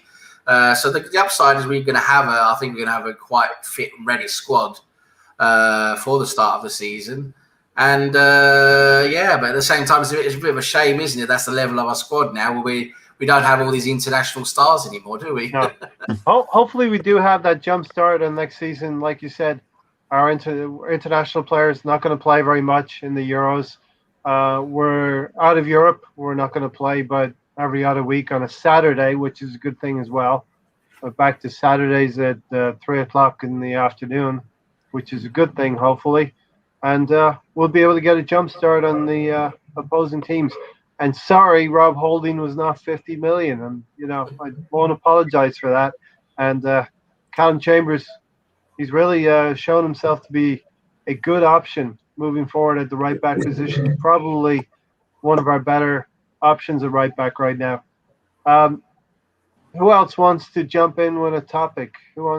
Gary, you want to be the host? No. You did forewarn us, but it's optional. Yeah, it's not mandatory. I didn't hand out mandatory homework. Yeah. I know Stan can always think on his feet, so I'll go to Stan after Sam. I don't need to be host. We don't need to do all of that, but because it's But I put a banner in. You have to do it. It's mandatory. I'm a host. Down there. Host swap. Yeah. We've got one of those Willian contracts where there's like a hidden quota that must be fulfilled before the end of the season. Exactly. Yeah. No, I mean, just in terms of, a topic I thought, would be worth raising is, I see through the Twitter sphere and the social media sphere that we see many of Arsenal fans again, scoffing and holding their noses up to championship players who are very good in the championship and players in, Europe who might not be, they're not the big household names you've heard of, but they're still players who are performing well and have a good reputation in their league. And again, it's because it's not a household name. These Arsenal fans, they must all be young fans. They've got to be very young in the FIFA generation. Where everyone thinks the player is born like Benjamin Button. He's born 30 years old and a world class star. You've got to develop. You've got to go through the ranks. And for once, I would like to have a player. I would like to have a really talented player, a nice 22, 23-year-old good championship player or a good, not a household name. And he comes in and he develops and he becomes a big star for us. And I'd love to see that happen because we've seen that happen so many times with other players we've been linked with. And we was like, oh, we don't want him. Oh, who's that? He's not our level. And then they go to a Leicester or Wolves or they go to a they go to a team like that, Everton or whatever, and they become a huge, fantastic star and 50, 60, 70 million quid. So, Sam, the accusation leveled at Buendia would be, okay, he didn't do it in the Premiership and he had to drop down to the Championship. He lit it up in the Championship. But I actually think he maybe needed to take that step backwards before he could take a step forward. And if he comes into the Premiership this season, which he will, who's to say he won't light it up? He's 2 years a better player, a more complete player now. Exactly. He's developed further, hasn't he? Okay, albeit in the Championship. But the Championship, yes, technically, in terms of the level of skill, it's not the Premier League. But the Championship is tough. They play 46 games. They're playing 2 games a week, every week. And, it's tough. There's a lot of physical games there. And hello, Tony. All right, Tony. Nice to see you, mate. And it's a grueling physical league. It's really hard. You have so many teams who are competitive. Okay, you might have the 1 or 2 or 3, teams who are essentially on paper, the stronger teams. But from like that 2, 3 teams down, it's really competitive. You can't just scoff turn your nose up on the Championship. There's a lot of good players there, a lot of good, gems that are coming through. And I'm sick of, us saying, we could have signed him, and he's a 70 million player there and a 70 million player there. We could have had him, so let's do it. Let's do that. Let's go for those. Stan, that's where we've gone wrong in the last few years. We've gone for these big names. Other teams around us have picked players from the Championship who have developed further and profited off of it. And we need to start doing that. We're not the biggest dogs on the block anymore. I totally agree with everything that Sam just said. We can't field a team of 11 Dybalas. That's not how football is played. We're not going to build a team of Galacticos. And I would say to these people that scoff at players that come from the Championship, when we signed Patrick Vieira, who'd heard of him? Exactly. When we signed Gilberto, who heard of him? Who heard of Petit? Right. Petit, no one heard of Petit. Who'd heard of Loren? Exactly. I know about these players, Yeah. So, list goes on. I mean, the classic example is, for me, the classic example in our squad at the moment is El Neni. For me, there's 3 players that from our old crop of players, there are 3 players that I feel are very good value for backup squad players that still have a part to play. I'm not saying that they should be fielded in the starting 11 for every single match, but the 3 players that I would have their contracts renewed would be El Neni, Holding, and Chambers. For many different reasons. Sam touched on the versatility of Chambers. Holding's not bad as a squad player. We could do a lot worse. El Neni, for me, I think is, I've been going on about him before we got him back off loan. I was saying, why can't we get him back off loan? They were laughing at me. Now, he's quite a solid player. Never goes below a 6.5, mostly a 7. Sometimes we get an 8. And I like that. I'd rather have that than someone who's going to play 3-4 and then have an 8 game and then go back to a 3 and a 4 and then a 5 and back to 3. Yeah. Then play an 8. So, but just to touch on, when you're looking at buying players, I want to find these gems. I like finding these hidden gems. I mean, look at where Maguire is now. This is a guy that came from Hull. It does happen. There's, you can find these players at lower levels. Someone like, for me, a Todd Cantwell, for example, he's a player that I know a little bit about, and I think he could, it could make the step up at a permanent level. The 2 that we've been really linked with, though, Basuma, which every time I hear that reminds me of an instrument that you'd find in a woodwind section of an orchestra, and the other one, Buendia, which to me sounds like hello or goodbye in like a Mediterranean language or something like that. But I don't know very much about either of those 2 players personally. I hear what people are saying about them, and Basuma, that's the one from Brighton.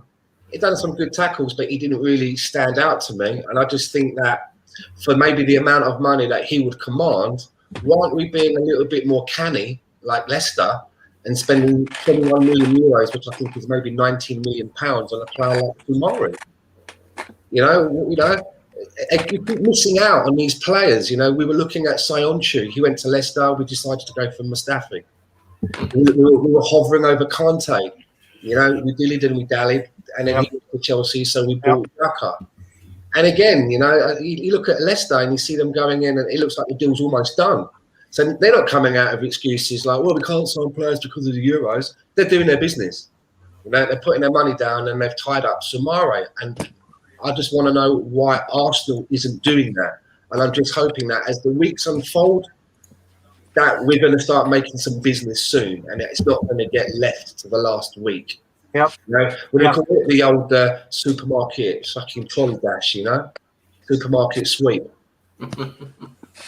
Yeah, because as you see those numbers bracketed there, those are the gaps between and sandwiched in between the Euros. Tony, thanks for joining. You will not get, I won't fine you for being late. All good. I had to go pick up some insulin and had some tribbles on the way.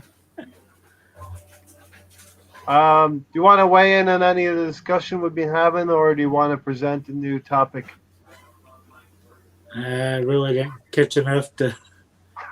All right, I guess Sorry. I guess let me just comment on that, because I think every time we play, every game that I've seen Arsenal, every time we played a team, mumbling my words here, there's always been a play that I've kind of looked at, and I think many of you probably have looked at and went, you know what, those are the type of players that we're missing.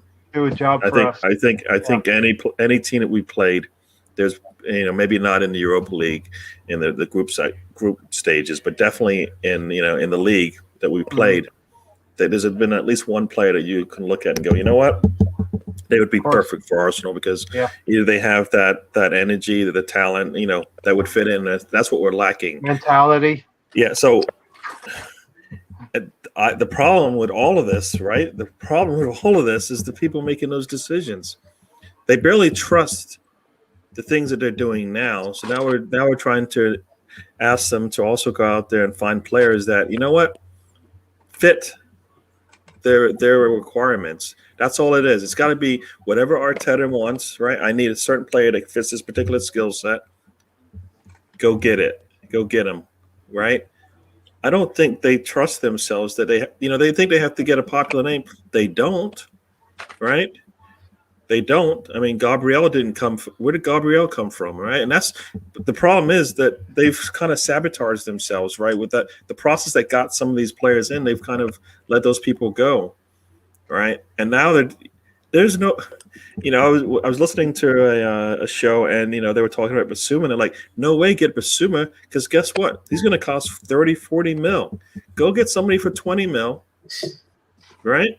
Yeah. That maybe even have another extra couple of years on them. They may not be, potential, but we don't really need potential. We've got a lot of potential right now, right? We got a lot of players with potential right now, but we need solid players that what their ranking will be at the end of a game now. You don't need somebody, like you said, you don't want somebody who's going to give you a 3 today and 7 tomorrow, right? You need somebody who's going to give you 6 and 7s and 8s on a really good day, right? That's what you want. And Chambers. So I think Yeah. that's where the marketing of Arsenal is. Steady Eddies. Yeah. You want El Neni, right? Chambers. And then you want El Neni, but you want younger, where you can kind of get them to, look ahead. Maybe you make that pass, and guess what? Worst case scenario, the other team gets it. But if you get it right, guess what? You're gonna put a ball in, and Pepe's going to be at the end of it, and he's going to put it home, right? That's what you want, because right now I don't think they can get El Neni to do that, because he can't see it, and he never even tries. And it's like, just those are the risks you can take going forward, right? Going backwards, if you mess that up, then you're in trouble. But going forward, if you even attempt that pass, you're like, yes. So I feel like the marketing for Arsenal is taking this is managing this whole team right now, and not like we've said over and over again, not the football people, right? There's football things that need to be done, and they're not doing it for football reasons. They're doing it, like you said, for the name on the back of the jersey, right? Basuma, big name on the back of the jersey, but I don't think that's what's needed. I mean, I've watched when El Neni, was it when Emery was playing? I forgot who we were playing. We were playing. I think we were playing. Like I said, any team that we've played at the bottom of the table, there's at least one or two players on there that would fit in perfectly for us. Because one, they would have the fire that we need. We need people that want to play, that are going to play for 90 minutes, give you everything they got. All right, that's what we need. So there's no reason to go across the waters to get players. There's players right now either going to the championship or coming up, well, I guess going to the championship or sitting at the bottom of the table or just ahead of it that we can pull from, and they will take that money, and it won't be the $40 million but the £40 million that you need to pay for a player that's in the mid area, right? So they have requirements. They just don't trust. I don't think they trust themselves, and that's the problem, because we don't have seasoned people running the team. They don't know. They don't trust themselves so they can get it right, even though they know what I think they know the problems are to solve it, right? Yeah. Erdegaard is a really good. I think he's a really good player, but we shouldn't be spending that much money. I mean, you look at all these other teams. I mean, they're going out buying players that their buyout clause is like $27 million, right? And these are potential starters for them. Yeah, and we're getting Partey for 50, and it's like, we're not that type of team that needs to spend 50 on a player. One, I mean, I like Partey, and I was hoping he would do well for us, but that time's come and gone. We're not teams. We should be spending £40 million on a player right now. That time's gone. This is why £40 million, $40 million, still a lot of money. I know, but I'm saying that time is gone, and they don't. And I believe they have a good plan. They don't want to stick to it. And it's discipline. That's what I always say. It's discipline. Yeah. You have to have discipline to do certain things, and that's where we talk about ruthlessness. It's actually more discipline as well, because you know what you want, and you just go get it, and you don't care what everybody thinks. Because guess what? It's my team. I'm running it my way. You shouldn't care, because you're going to do it the right way. You have a plan. You got to stay structured. I was gonna say, when Arteta was sitting at Saka, we're all screaming for him to play, right? But he knows his players, and he knew Saka doesn't need to play these games, and I'm going to save him for next season, right? He was disciplined with that, right? He was disciplined with that. Martinelli, same way. So we expect to see more from Martinelli coming into this year, right? Coming into the new year now that he's kind of sat and he's kind of held him back, right? If Arteta can find a way to get him on the field, and that's no, but I'm just going to go based on past what I've seen so far. Yeah. He sat Saka, and then Saka now is is a regular on the team. Martinelli, injuries, he got a little immaturity in his game. He needs to work on that.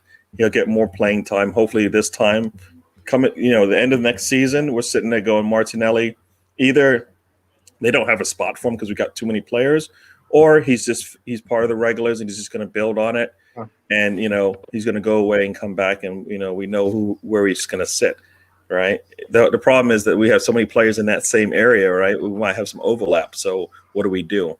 And that's when you might have to sell some of these players, right? Oh yeah, we definitely have to reduce the squad. Tony, what do you got? I got a couple of different points. Is that where you had your hand up? I thought you wanted to go to the toilet. Nope. Oh, you can go now, Tony. He did, Stan. He did it already. In the defeating 2 minutes, he did it already. Anyway, as I start off with Gabriel, how many of us have heard of him before he came to us? Probably none of us, or maybe one of us. But it's hard to go out and scout people when you don't have a scouting department, when you fire 50 scouts. And it's hard to have a set of players when you don't have a proper football director. Then you don't have the board. You need 2 younger football-minded people on the board. You got dinosaurs on the board. So it's kind of hard to set up your team. Mm-hmm. And you got a manager that needs to go to manager boot camp. Hey, Ray Anderson. Hi, Ray. Then kind of continuing on with what Stan says, I see Chambers as like El Nini, but in the 80th percentile instead of somewhere in the 70th. He gives you all these got every game. You can put him anywhere. He's committed to the badge. And we need 5 or 6 more players like that. Definitely. Listen, 32 years ago, Sam, we got something right. And to Gary's point, we've been saying, you don't need to go out and get the star players. George Graham's first signing was Perry Groves from Colchester. And just want to reminisce. It would be remiss of me not to mention May 26th, 32 years ago. Something that would be unheard of. I think in present day, it would be going to the Etihad and winning 2-0. And Arsenal did that against Liverpool 32 years ago. Yeah, I mean, I was 9 years old. I was unfortunately, I wasn't really old enough at that time to really appreciate what that was. Of course, getting older, I could look back on it. But I was in America at the time. We lived in America just for a short period before we went back to the UK, and I was over there. My brother was over there with me. He's older than me, and he was a fanatic Arsenal fan. And in America at that time, the Premier League. Well, it's not the Premier League. Sorry, it's the old First Division. The old First Division wasn't really that popular over there. It really wasn't. It wasn't on any of the terrestrial channels or anything like that. So my brother, I know what he did. He told me. I didn't really know it at that time because I was too young. I was doing other things. But he told me later what he did when he was there. He actually went to a neighbor down the street, Mexican neighbors, because they love their football, the Mexicans, and they were like, yeah, this is gonna be a good game, Liverpool Arsenal, and they had one of those huge satellite dishes, pirating the TV from I don't know, it was from Mexico or Spain or somewhere, I don't know, but anyway, he got to see the game, through Spanish or Mexican TV or whatever, together with those Spanish guys, the Mexican guys down the street. And they just all went crazy when Arsenal won, winning 2-0 like that. And there's a fantastic story told me about later on, But yeah, I was just a bit too young for me. But of course, I've seen all the, the documentaries about it. There's a great documentary that came out a little while ago that's out now, again, 89. Fantastic to see the inside, what will happen there, behind the scenes, how it all,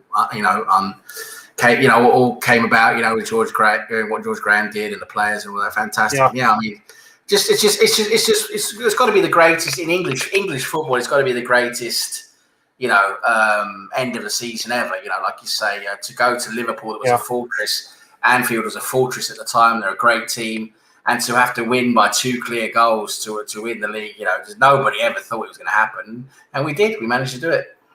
Yeah, Stan, I would think if George Graham needed to have a second job, he could be a car salesman, because he persuaded the Arsenal players, everything's fine, keep it 0-0, keep it nice and tight, go in at halftime, we'll nick a goal early, they'll get a little nervous, the crowd will get nervous. I'm getting sort of hairs raised on the back of my neck now. And, we'll get that chance near the end, and that's exactly what happened, Stan. And when you hear the players talk about that, they're like thinking, what is he talking about? And like, what is he, like he's got a crystal ball or something, and it planned out just the way he said it would go. And it's funny, Sam says he was 9 years old when all that was going on, and I was 21, you know what I mean? So I was like all dressed up, mate, and doing the tan. Do you know what I mean? I got absolutely trashed. On that night, I think it was one of them ones where it was like when I finally managed to get the key into the keyhole, you know what I mean? The missus was like, when I walked towards the bedroom, the missus was like, "Don't even think about it." I was like, "Okay, back on the couch it is then." Do you know what I mean? I finished my kebab. Do you know what I mean? It was one of them sort of good times for me, but you just remember the commentary, the Mickey Thomas. Almost breaking his neck with his celebration. Yeah. Like he's trying to break dance, wasn't it? Celebration. And listen, it wasn't too long after that when you sold him to Liverpool. That's true. Yeah. Mickey Thomas. Doesn't it? Sometimes when a team gets undone by a player, it's like they go out and buy him, don't they? It's like, and he went and won the FA Cup with them as well. We'll either play him or we'll just torture him for happened that night. So those of you who have been watching me do this for the last 3 years, you probably would have heard my story, but some people have not heard my story. We raced out to such a lead in that year. At one point we had an 18-point lead in January, and Liverpool were the machine. They were a machine. I don't know how we were 18 points ahead of them. They had some struggles. They came like a juggernaut, and I think people are saying right now, if it was nowadays, Twitter would explode because we lost against Derby on the third last game of the season, and we drew at Wimbledon with Wimbledon at home 2-2. crazy game. 1 point out of 6 going into Anfield. It's over. No chance, right? So I'd actually given up. I had a job. I went to the job. It was a Friday night. The game was on. I didn't know the results because I thought we'd lost it for sure. Arsenal blown it. I went to bed that night and woke up quite sheepishly till about noon. I was sleeping in. I was 18, Stan, a little bit younger than you. Woke up. I have 2 mates across the road. They're Liverpool fans. They're sitting up against the fence outside their house. Okay, I'm not leaving the house. I'm gonna get bantered. But little did I know they were commiserating each other, and we'd actually won. I didn't know till afternoon, the Saturday, that we'd actually won the league. So that's my little story. Gary, you got anything to throw in? Well, yeah. Like I said, I came over to the States when I was 9, so this would have been, basically about 8, 9 years after I had arrived. And this was my senior year of high school, so about ready to go to college and finishing up school. So I had no, like I said, when I got over here, and anything, the only thing that I had was Arsenal, was whatever my dad would bring to me when he came to visit me. And I always had something that was Arsenal, be it a backpack, pencil holder, or something, whatever it was you could find, a jersey or whatever. So that was kind of my dark days in terms of I missed a lot of Arsenal. I missed a lot of Arsenal. I was born in 71. Big things happened there, but I was too little to even know what was going on there. But 89, I was graduating from high school, so I had no clue what was going on with Arsenal at that point. I've missed a lot of the good times, and I've come back just in time to see the fall of the empire. Basically, I mean that's all I've seen since I got here. It's like I got a nice little teaser when we finished second, but then everything else has been like just pain. And then guess what? Can we get lower? Yes, we can. No, we can't get any lower than this, right? This is it. All right, now we're gonna change. We're gonna change the ship around. We're gonna get better. No, they keep finding new bottoms, right? Have we hit bottom yet? Every year you think we've hit it, and now we're going to turn and go back the other way. And even now, we might and this is how I started like last season. I think, Ray, I was saying to you, what happens if we improve our point count and we still fall in the table? Improvement. And everybody said, you know what? Nah, that's bad. And we're close to our point total. We dropped 2 points, right? And it's like, God, you can't, this year we did the same as last year, but we didn't get a title we didn't get a trophy this time. But yeah, I missed all the good times, and I can go back and watch them. But it's it's like, what? I was alive during those times, but I was just on other side of the pond and missed it all. And for me, it wasn't that night. It was the day after. It was Saturday, when I said to myself, I would always believe in that team again. Since then, I've come to not believe in the players that are with Arsenal, but that team, that back five, were solid as bricks. Stand up for your comment up twice, because that's just funny. A lot of good players in that Liverpool team as well. Yeah, a lot of good players. Irish players as well. A lot of good players. And Brandy was right. Johnny Barnes, man, what was he doing, man? Just keep the ball in the corner. It was Johnny Barnes, and when the whistle went, I think it was. Was it Gary? I think Browning will know. Was it Gary Webb? Gary Webb who played for them, arguing with trying to argue with the referee. It was brilliant. Just remind me. I don't think there's been a league ending to match it. And if you look at the City one, it was a totally different Totally Yeah. different ball game. Yeah. Do you know what I Gary- mean? It's a totally Yeah. different setting. Gary, Just remind me, the John Barnes in the corner. That's like with like less than a minute to go, right? And we were trying to move the ball up the field, and at that point, it comes back. They get the ball. They're in that corner, and you think, all right, well, this thing's over, right? There's no way we're getting anything out of this. And then you look, and the next thing you know, within like a minute, it's over basically. You're like, damn. Yeah. But that's the thing. It's 90 minutes, fellas, right? It's 90 minutes. You got to play until the whistle blows. If the whistle doesn't blow, you still got a chance, right? Yep, 92 minutes. Players today don't know that. They don't play for 90 minutes, and you can lose it. You can lose it in the last second. The funny thing for me being Irish was, half that Liverpool team were Irish. Ray Houghton, okay, he's originally Scottish. But we grabbed him. John Aldridge. There's a couple of Ronnie Whelan. But David O'Leary was our Irishman on the night, and they played three at the back. Revolutionary at the time. And David O'Leary had to console the Irish boys, and they went on, I think, a World Cup. Yeah, Steve Nicol. That's it. Steve Nicol, not Gary Nicol. Steve Nicol, yeah. Alonzo, your thoughts on the 26th of May, 89? And then I'll get to Tony real quick. So I was 9 years old. All right. I was 8 years old, turned 9 that August.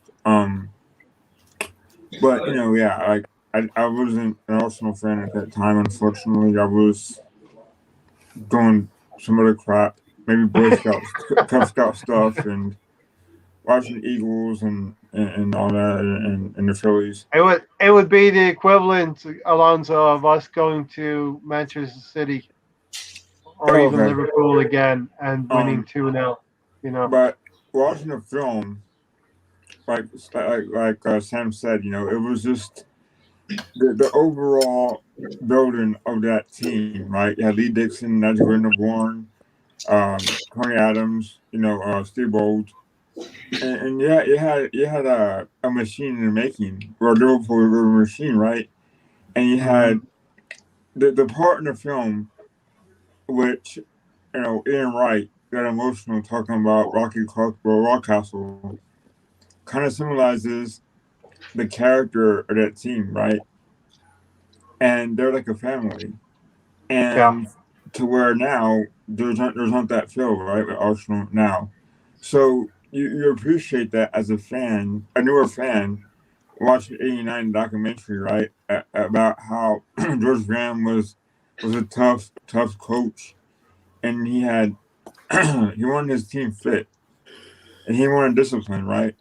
Yep. But he did it the right way. And the captain was Tony Adams, and so he knew the Arsenal way as well. And that was just a magic team, That was just a team that was meant to be, And the way the back four work amongst themselves, and Michael Thomas as well, how the pressure wasn't on them, it was Liverpool. They had to be the underdog at Anfield, right? So they had to make an impression, and they did a job, And it was hard, but they did it. So it was pretty remarkable.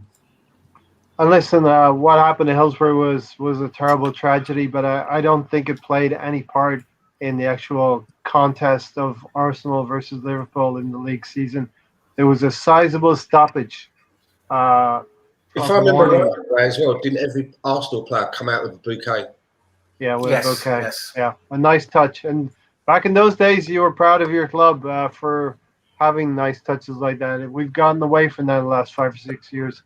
But I got to bring Tony in. Anything on the 1989, Tony? And you can reveal your age now. Yeah, I was 9 going on 10 at the time. I remember watching the highlights at probably about midnight on Sports Center when they finally cover world sports that nobody gave a shit about at the time. But I probably could have picked it up on my giant 20-foot diameter fiberglass satellite that could pick up any channel in the world, basically, or something on the dark side of a moon. I don't know. That's what the Mexicans did down the street from yeah. Ramson, do you think that Arsenal's trying to make the core of the team tall and strong? Yeah, I wouldn't go against that. We've upgraded our defenders in terms of height. Tony is that young? Incredulously, right? Okay, next section. We're gonna get out of here and get out of here. We're gonna look back at the predictions, and Tony, Gary, and Mahir and myself were involved in this, but of course Sam, Stan, and Alonso jump in.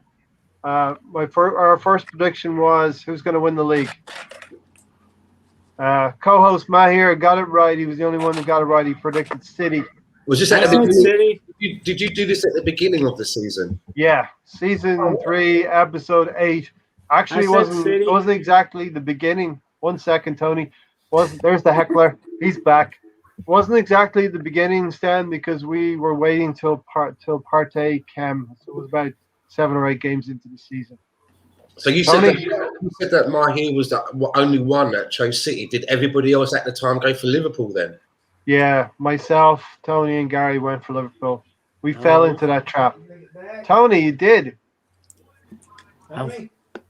You don't remember. Come on. That was 1 leg ago. Did he hear me? I guess not.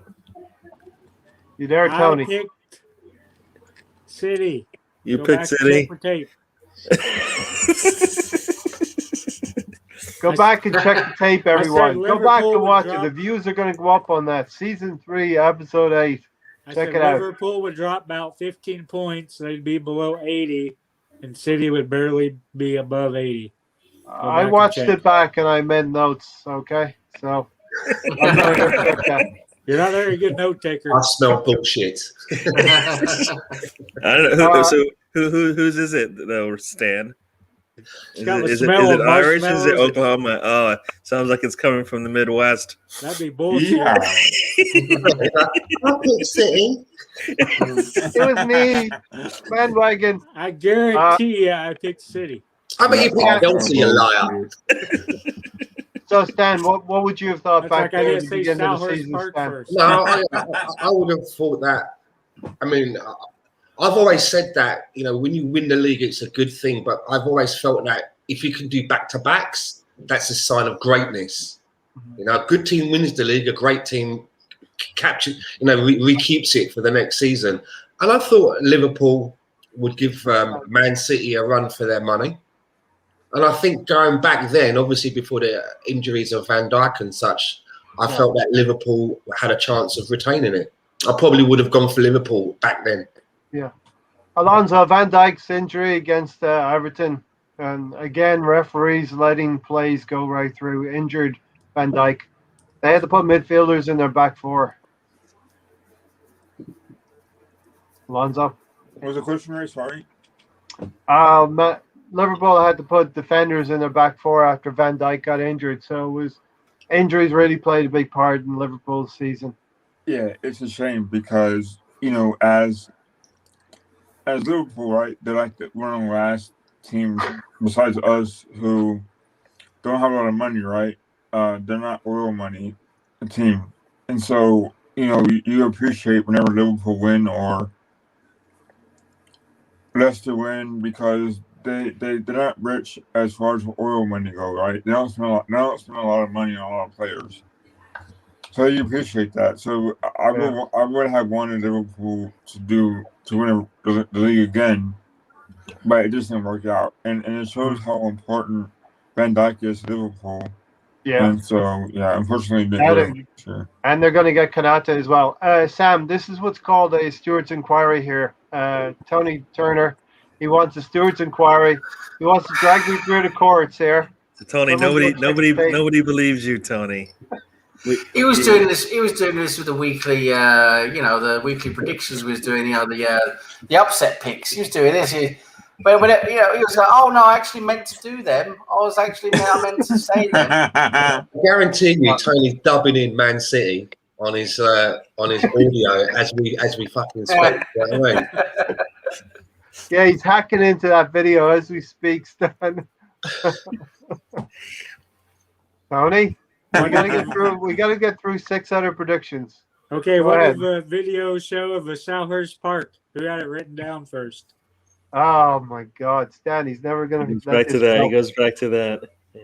Okay, You already fucked me once. Now you're fucking me a second time. Oh, come Prediction. down, County. But he kissed. Did he Two. give you a kiss though? He No. gave you a kiss, then it's all right. Sometimes No, Prediction. He just, Like- left, he just left a fiver for him on his pillow. Let me get my First round grandma's goes favorite to saying Mahir. real We're quick. gonna have a Stewart's inquiry for Tony. Winner, all right for Mahir. He's got it. Can I say my grandma's favorite quote real quick? Yeah. She always said it's like getting fucked without getting kissed first. Wow. One. Yeah. Okay. The second one was our final league position. We were all terrible here, really, really terrible. But if I was to award a winner, it would be Mahir and myself. Of How course. does that work? No, How sorry. does that? Wait, it's whoa. Oh no. It was probably you, Gary. You were first.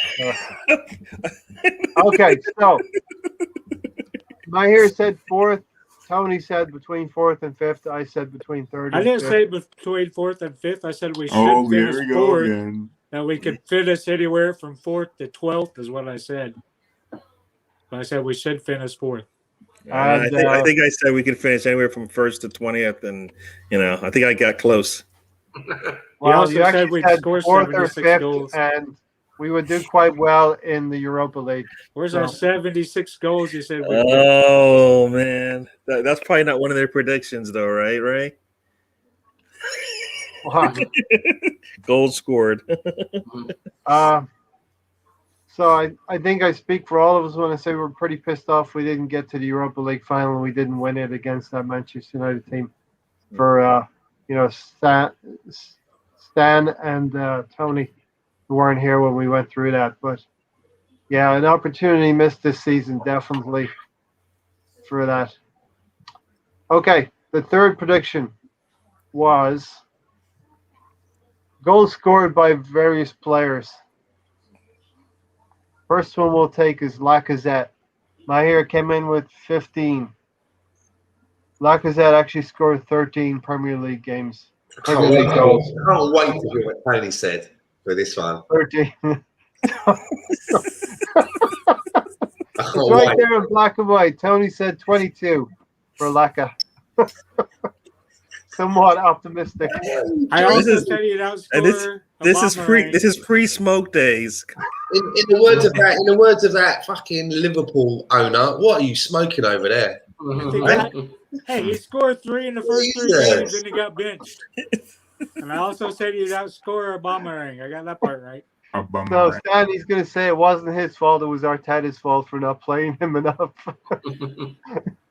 Because he was supposed to hit 22 and he has never hit over 20 in a season. I did say he would be our highest scorer, and I was right. Okay, so These are total goals for all. no Premier League. There's no way I said 25 for he got 22 and I told you You know said what? we'd have 76 Those goals, Gary. numbers are for the whole season. said They're not. They're 76 for every goals. match. They're not for Premier League. There's no way he's going to go from 21 to 25 in the Premier League. When I definitely said he was gonna take a step back in goal scoring. So those are total. Those are total for all appearances. For sure they are. Scored 2 for every game. Oh, we've got some unhappy. I don't know what videotapes you've been. You know what? This is similar to the upset picks because I have no doubt. Yeah, you know what, Tony? I'm on your side now. Tony, I think he just made up all those points, didn't he, Ray? With the upset picks, he just like jumbled some numbers together each week, and that was it. You just flipped the coin. Nope. Yep, I picked that team. Gary, it's not going to get much better for you as we go on to goals scored and stuff like that. But anyway, Lacazette, Tony, you're way off base. 22.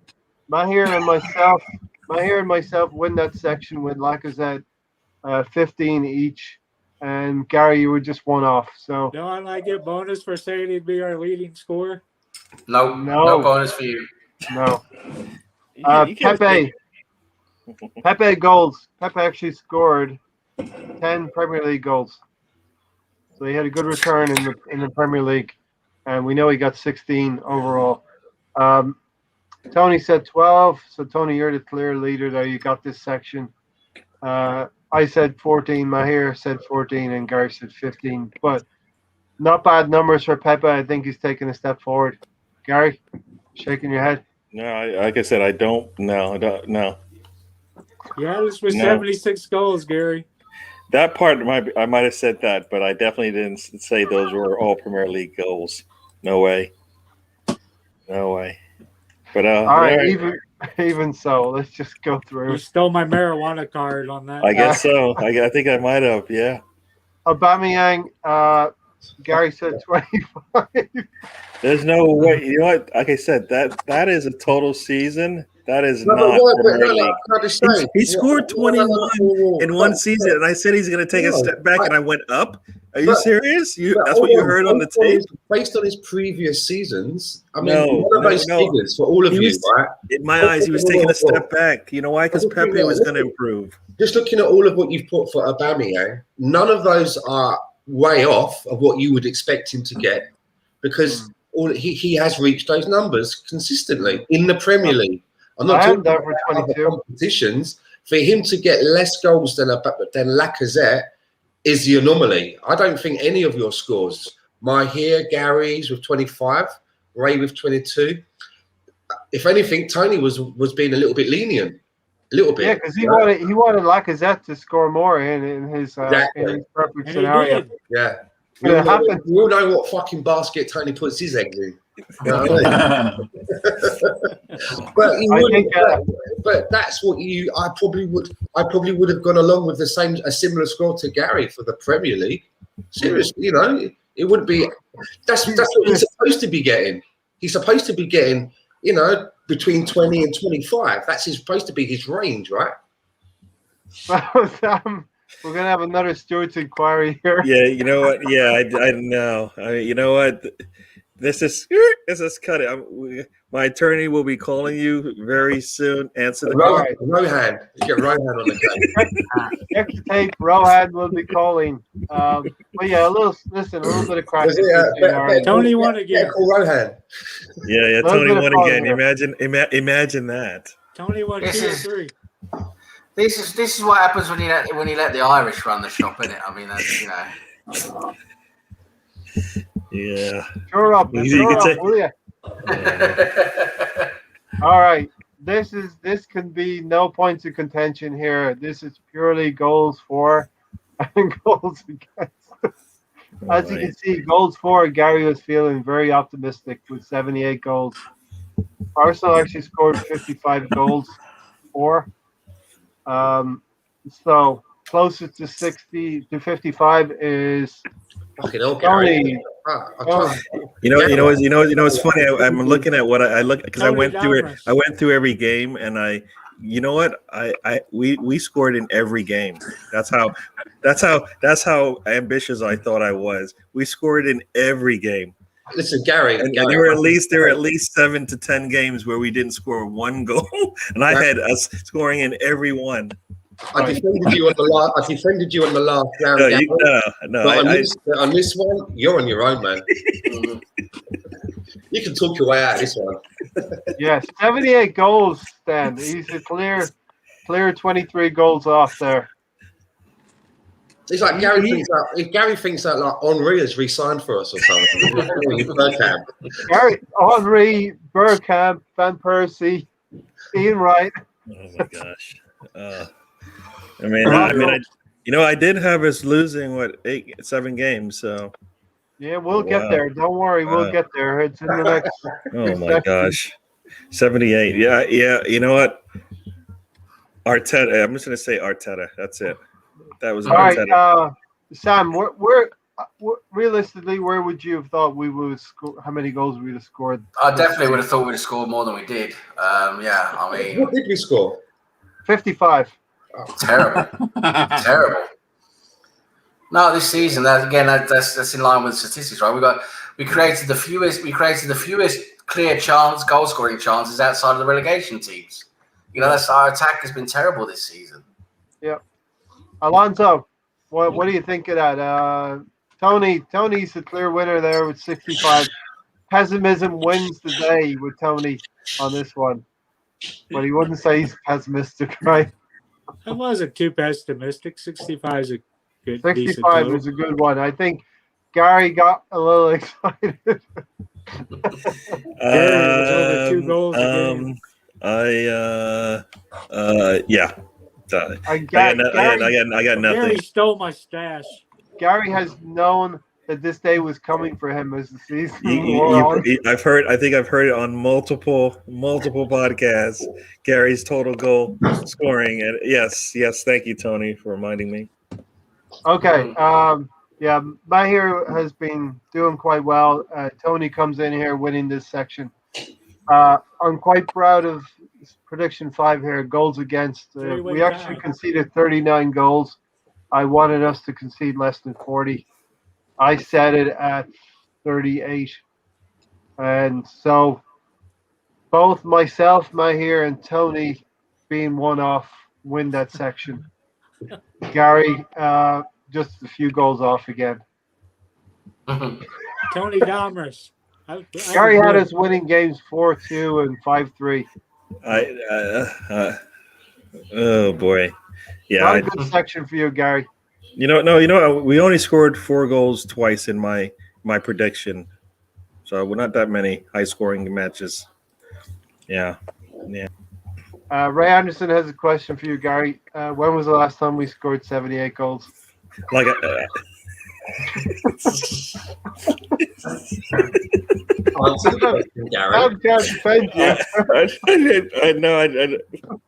I was playing around with numbers, and that's what I came up. You got to go back at least 10 years, I think, at least. Yeah, no, Gary thought 18-19, we had 73. Wow. Yeah. Wow. Sorry, Gary. In a few years, we will be there. Yeah. In a few years, we will 17, 18, so we weren't too far off it. Okay, so Gary wants us to move swiftly. Yeah, let's move on. But listen, a quick word, Alonso. We have done very well defensively. I think we conceded something like 48 or 49 goals last season, and we conceded 39 this year. Yeah, and I think that it kind of depends on the partnership, right? That Arteta, for some reason, still doesn't know his best center back pairing, and it's a shame that it's gotten that far. But I think one of our biggest strengths has been our defense, with the fact that we have Granit Xhaka and Partey at midfield, and we have a suspect back four sometimes. So I think it kind of resonates into a good enough defense, but not enough goals scored. So Cheater. Yeah, good stuff, Alonso. I don't want to see that one either. I just flashed up the upset challenge here. I did nip Gary at the end. Yeah, somehow he got 30 points in the last three matches. I don't trust this.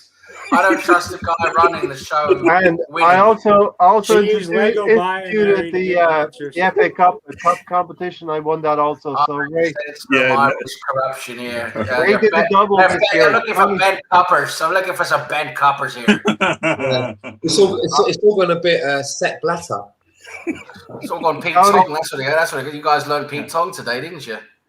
Tony, what have you got? In 16-17, we had 77 goals. Okay. Yep. The year we were just beaten to the title by Leicester City. And another thing, when we were fighting Tottenham a few years ago, it was 71 and 70 points. Both teams are 10 points worse in the last couple of seasons. So, but hopefully we'll get above them next season. The last two predictions here, wins versus the top four. Top four were Liverpool, City, Man United, and Chelsea. It's actually the way that they finished, I think, in the league. The winner here is Mahir and Gary. Good job, Gary. He's still mad. Yeah, because Gary's I'm looking at pissed. We had 3 wins versus the top 4. We beat Chelsea twice, and we beat Manchester United away from home. Something that Arteta has done, Sam, is made us a little bit more difficult to beat, more difficult to get our canes by other We've been teams. better against.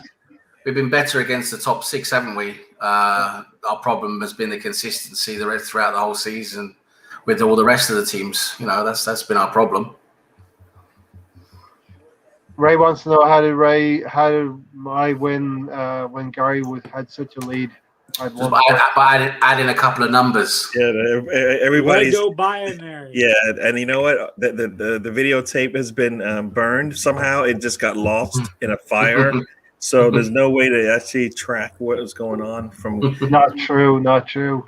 Alonso, 2 wins against Chelsea. We did double over Chelsea. First one against Frank Lampard, and the second one more recently against Tommy Tickle, as Stan called him, I think. Tommy Tickle. Yeah, and we did good enough against Chelsea United, and we beat Spurs, right? So, there was something said about that. And we beat Leicester as well. And, so. Yeah. And we didn't get embarrassed by City either. I think that in previous years, Manchester City just took advantage of us in the past. And we kind of, though didn't score enough goals against Man City, we kind of didn't get embarrassed in the past. 6-3s. I remember 6-3s and 5-2s against City in their heyday. City are coming again. But so we didn't get embarrassed. We just didn't we didn't create enough chances. But it's something to bit off of, in my opinion. And Stan, when we're going to do the full season review on Sunday, this weekend. When we look back at it, we'll have done quite well against the top 4 teams, top 6 teams, but we've let ourselves down against teams in the bottom half of the table. It used to be the other way around, didn't it? We used to be able to take care of business with the other teams, and then we would suffer against those bigger teams. So now we've kind of gone a little bit the other way. There needs to be some way that we can, bring it all together as one, instead of going from one extreme to the other. It's good to see that we are able to go toe to toe though with some of those bigger teams, and not there's other teams that go head to head with them and they don't even look respectable when they play them, right? At least we can come out of games sometimes looking quite respectable, but we let ourselves down when we play some of these lesser teams that we should just be able to just take care of, like the Burnleys of this world. We should be able to, the Crystal Palaces of this world, the Brightons of this world. They shouldn't be giving us aggro like they have in past. Hassle, aggro. Sam, through the course of this 2 hours and over 2 hours podcast, we've stumbled across a lot of stuff. There's a lot of meat on the bone. If we put everything together right over this, what Rohan would say, one of the most important summer windows we're ever going to have. Yeah. If we put it all together, there's a lot of things we could correct. Better players, less mistakes, better results, maintain what we did against the top 6, and get more consistent. Have more consistent players, more El Nenis in the team. There's a lot of points we could pick up, and no players maybe in the Euros as well is going to help us. Yeah, it's always good to have a fit squad, not a fatigue squad when you're starting the season, so you can maybe start the season well instead of always starting on the back foot and missing a few of your players and they're coming in 2-3 weeks later. And the start of the season is always difficult like that normally for us, but now it's not. It shouldn't be like that for us. There is the biggest transfer window in my lifetime because of everything that's involved. All the players that need to go, the players we need to bring in, so many vital decisions to be made with certain players. it's huge. It's a huge task, and you gotta wonder if Adu and Vinay and new what's his name? I call him Dick Licker or whatever his name is, but these guys they got to step up. They got to step up and do something. I mean, they struggled. They struggled with 2 or 3 players in the last window. That's my fault. This window, I worked it out. If they do what they need to do, it's like nearly 25 different transactions they have to make. Yeah. In terms of a new contract or selling or buying, it's like between 20 and 25 different transactions. It's huge. It's absolutely massive. So I wonder if we're going to get anywhere near that. I don't know if we're going to get anywhere near that, what this window's going to end up with, but we'll see. Let us wish goodbye to Stan here. I think, Stan, you're going to bow out at this point. Any final thoughts before you go? Or you just want to... No, I mean, actually, my final thoughts really isn't so much about Arsenal, the football team. My final thoughts is actually about the channel, podcasting. I mean, we've come to the end of the season now, and it's been one of the most strangest seasons that I can remember on so many levels, right? We've been watching football with no crowds and stuff like that. And obviously as well, no matter where you are in the world, you've probably experienced some form of a lockdown. You know, your life has changed in one way or another, even if it's just, having to wear these poxy masks everywhere you go.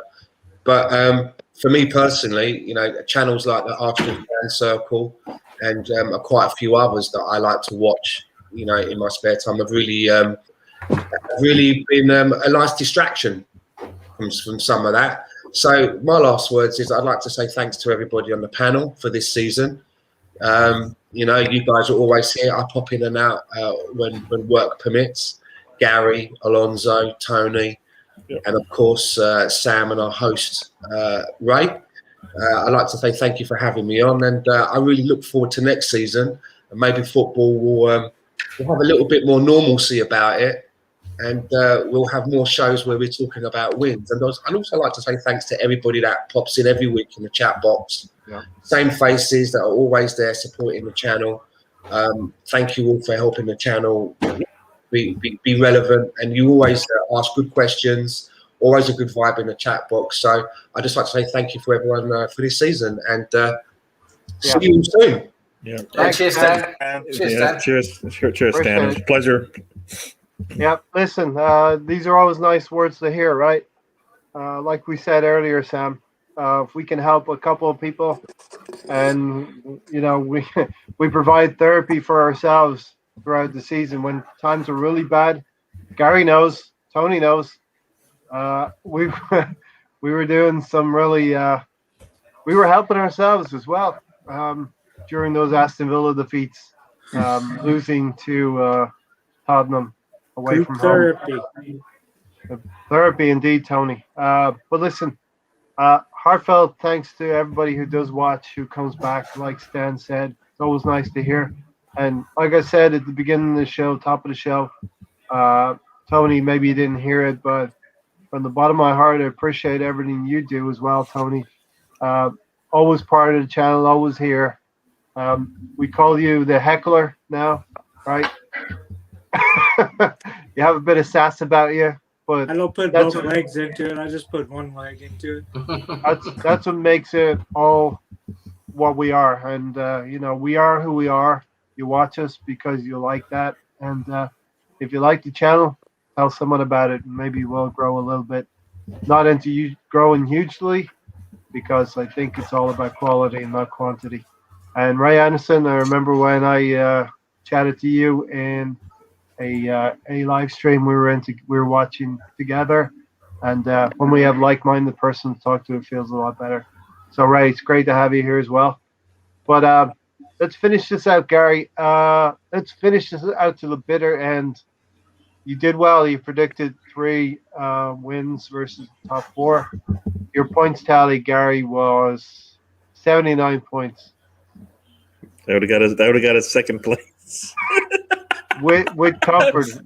We had a season like Manchester United. 24 wins. I think Mahir, what I'm seeing from Mahir is he didn't prepare that day, and he said, Yeah, I just agree with Gary. I will agree with Gary. Just give me what Gary said, or I'll agree with Ray. I'll agree with Tony. So Maher, when you're agree watching with this on us. playback, do your homework next time, buddy. But 79 points, Gary. Maher, 79 points. You had us losing only 7 games. Well, I you don't know what? blame you. Well, the reason why those numbers look like that is because it was going to be a little bit of an improvement from the previous year, right? Where I think we had 8 losses, or 14, 14, 10. we had 10 losses. Yeah.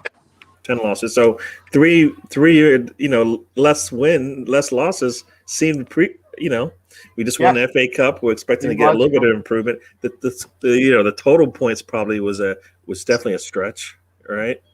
But the fact that we're going to lose less games was probably something expected. No, we lost 8 in the first 15. 8. I know. We'll get into all of that on Sunday. Sam, what's your thoughts?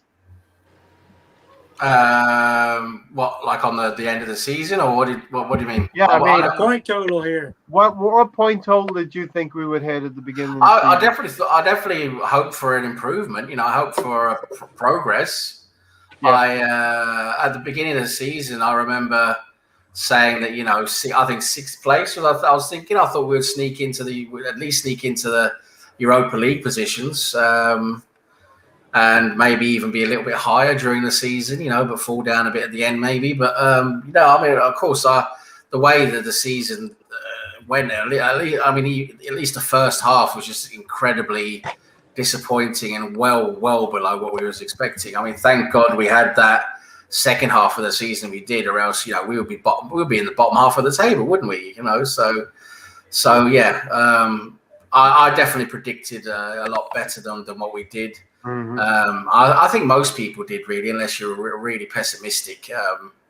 I think most people thought we'd get a little bit better. Like Gary said, we had the FA Cup. We were looking okay. We're thinking, okay, Arteta, he should be able to adapt and do things, and yeah, we just didn't really move on from there, did we?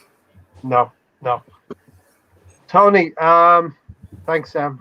Tony, 23 wins, 8 draws, 7 losses. I mean, we were all thinking the same way. We were all thinking, okay, we lost 10 games. Surely we can do a little bit better with a more attack-minded coach, because we're going from Emery for half a season there to Arteta. Surely he'd open things up a little bit. But 77 points, Tony. Defend yourself. I thought we'd go out there. I thought we'd play attacking football. Instead, we played defensive football. I didn't think we'd get all the losses we got. I thought the draws would go away. I thought we'd get more wins. And Arteta shit the bed with his Lego binary. Yeah, the Lego one. Well, I mean, if you think about it, if you look at it, you're like, all right. The previous season, I had to just check it out just to be sure, but we had 14 draws, right? Yep. You figure, all right, 3 away from a record. Pepe's going to improve. Saka's going to improve. So the offensive, power of the team is going to, as a whole, grow. That's what I was hoping for. Martinelli, the little bit we saw from him, anything we got from him would be a bonus, right? You're hoping for 78 So goals. you take those 14, you take those 14 draws, and you're like, all right, we should be able to do better. Get some wins out of those draws, right? Gary thought we would be a scoring machine. Alonso there was double Alonso there for a second, and I wanted to bring double Alonso in. Double agent. We're going to call Alonso the double agent. Yeah. What essentially happened, Tony, is those 14 draws we got last season, a few of them went into our loss column and a few of them went into our win column. So we ended up with, 18 wins, 7 draws, and 13 defeats. But I win this section because I have 72 points, the closest to our finishing title. Surprise. Fucking pessimistic, Ray. Either I'm fixing the numbers or I'm pessimistic. Which one? You're fixing the numbers. This time. No. You're fixing He's been fixing the numbers, Tony. Come on. Tony, he's been cheating you all year, Tony.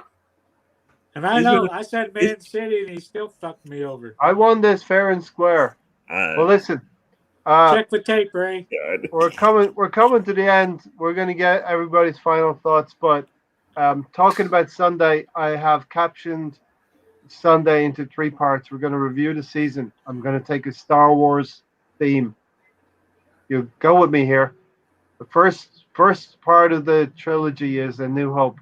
We've won the FA Cup August 1st of last year. We had hope. We got Willian. He played like a superstar in the first game, right, Sam? Yes, we all Against thought he looked Fulham. good. It was We all brilliant. thought he looked good. Yeah. Gabriel scores on the first day. This is just a He little looked preview. We're not awesome. going to. He looked awesome. Yep. Yeah, A New Hope, right? Yep.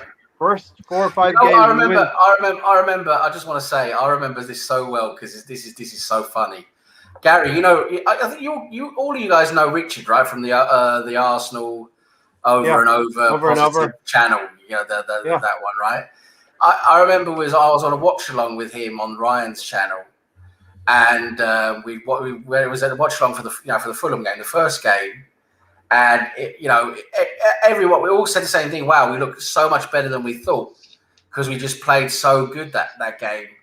Yep. And with Willian looking the way he did, and Gabriel looking incredible, and all that, just looking so good. And Richard said, he said, you know what, we might just surprise everyone and win the league this year. He actually said that. Said that. Yeah, go back and watch it. Go back and watch it. You might say, we might actually just win the league this year. And now he's not positive Arsenal anymore. From there, just went down and down and down and down, and then he just like, oh shit, this is just terrible, and he became Arteta out and everything. You gotta remind him of that because he probably like that's where it all went down. That's where it all started. That's where it all ended. Oh my gosh! All right, so listen, a little preview of Sunday, the first part of the saga, A New Hope. Star Wars, A New Hope. We're winning games. We win 3 of the first 4 games. We progress in the cup competition. We beat Liverpool up at Anfield on penalties. But then, Gary, the Empire strikes back. The second act, things go really bad.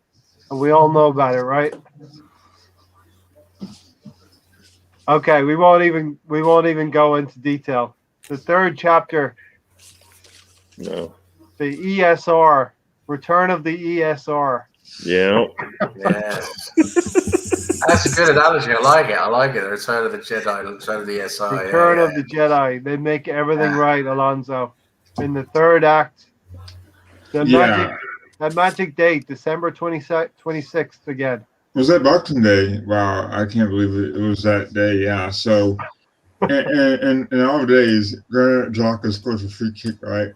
And it sets the tone for the run we had, I guess. But again, it's a little bit too late, right? I mean, yeah.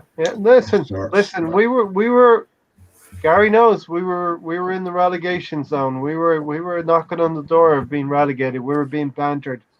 You know what? And I think a lot of people are like, depending on how this Chelsea game goes, we should be, we're probably going to have a new manager come to New Year, right? Or at least an interim manager going into the new year, because there is no way anybody thought, that we would win it and then win it as well as we did. Mm-hmm. And then it started, and that's the kicker, right? That was like, it's over. It's over, right? Whatever that guy says in that movie, it's over. It's over, dude. Oh, yeah. First fielder, right? Game over, man. Game over.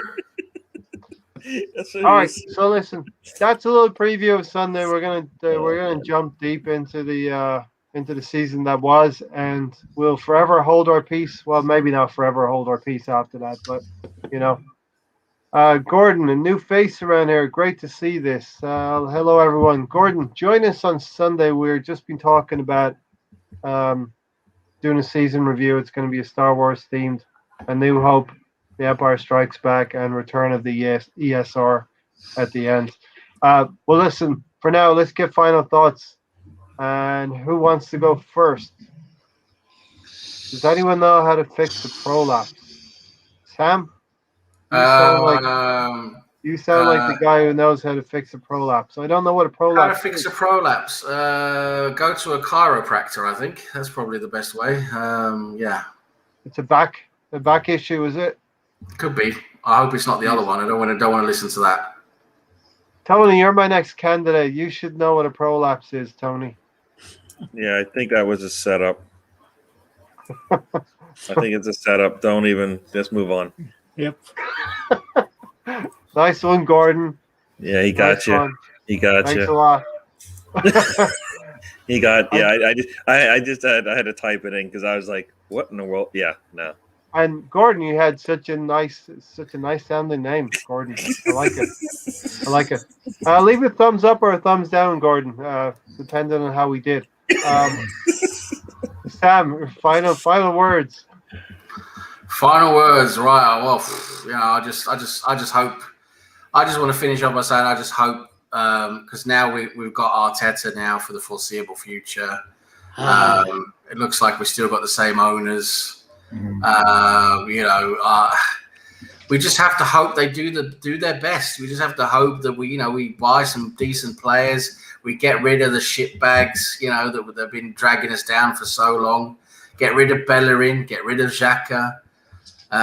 Finally see the back of them. Sounds like we're both gone. Yeah, I really hope they are. Willian, he's going to hopefully go as well. Just get out that the players have been dragging us down, and let's bring in some new good players that hopefully improve us. And especially Zaka, since we haven't been to the Champions League since he's been there. Yeah, so he's not at the level we want, right? Yet they will say it's not Xhaka's fault, but anyway, and I just hope they do the right thing. As I was saying, there's so many things that need to be done, and it's a big ask for anyone, even for experienced people. The amount of work that needs to be done in this summer, I don't know if they can get it done. They might have to leave some for the next transfer window, but it's a huge window, and I just hope they do the right things. And I hope we get a better squad for next season. I think with a better squad, we should perform better. I still don't think the manager we have is good enough to actually compete at the highest level. But I think we should at least improve, and we'll see how the next season starts. Hopefully he reflects on what he did, and he, as a person, he improves. As a manager, he improves even more. Gary? Yeah, I mean, they teased us in the first game, and then they teased us in the last 23, and the stuff in between was just ugh, as I say. As anybody has seen me in the chats, ugh is a word I use multiple times. I did it a lot this season. That's kind of got me doing it as well, Gary. That's what this season was, right? It was it was ugly, man. It was ugly, and then there was some nice things, but then you realized at the end of the season, wow, we had so much to overcome. I'm hoping that Arteta's learned something. I mean, he's. I don't know if any of you guys have gone through this. I think we all have. You take a new job, and you're the new guy in the block, and you're trying to figure things out. And guess what? You spend a little extra time doing everything that everybody else does in like 8 hours. It may take you 10, right? I like that. Until you're seasoned, and then you can do it in 8 hours, right? But for that first 3 or 4 months, everybody else is gone for the day, and you're still sitting there, fighting through, trying to figure things out. See you tomorrow, yeah. Everybody else is gone, and then But you know what? 6 months later, you're leaving at 8 because you figured it all out. You figured out certain things. I don't know how I don't know how dedicated he is to this thing, but he's got to be putting in some extra hours. I mean, his hair looks really nice, and it should be falling out. This isn't a team. This isn't a time in Arsenal history where things are settled. Everything's settled. Everything's working. Everything's fine tuned, and it just works.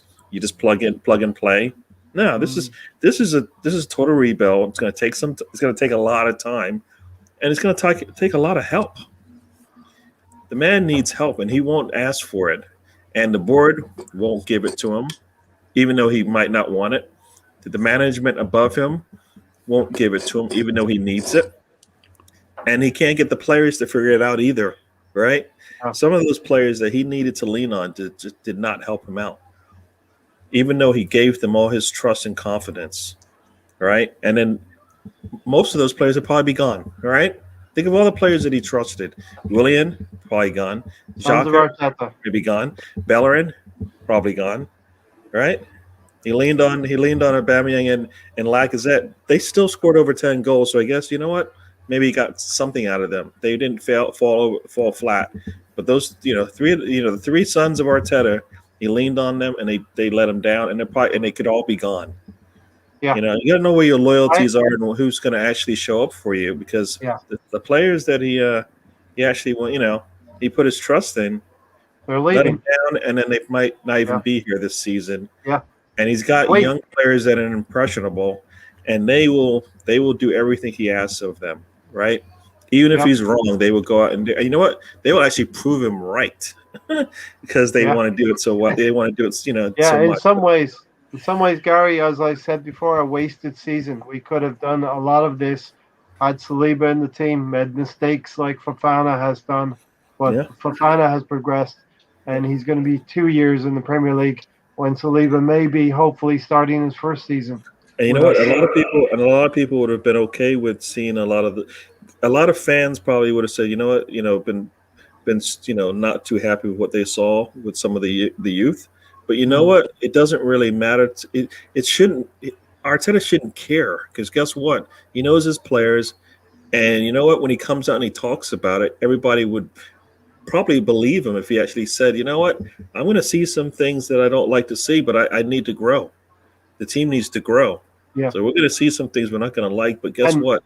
In the long term, it's going to be worth it, right? He can't say that because he doesn't know. He doesn't believe that, right? He doesn't believe that he's going to see growth from, like, and I always talk about from game 1 to 38. Show me get a little bit better each game. And we as fans would have accepted defeats. We would have accepted maybe 13 defeats if we'd had a lot more youngsters in the team. Tony, final thoughts?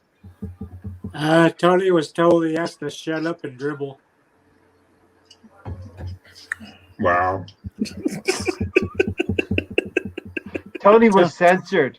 Oh no. Tony's supposed to stick to sports and not talk about anything else. Tony, what are you babbling about?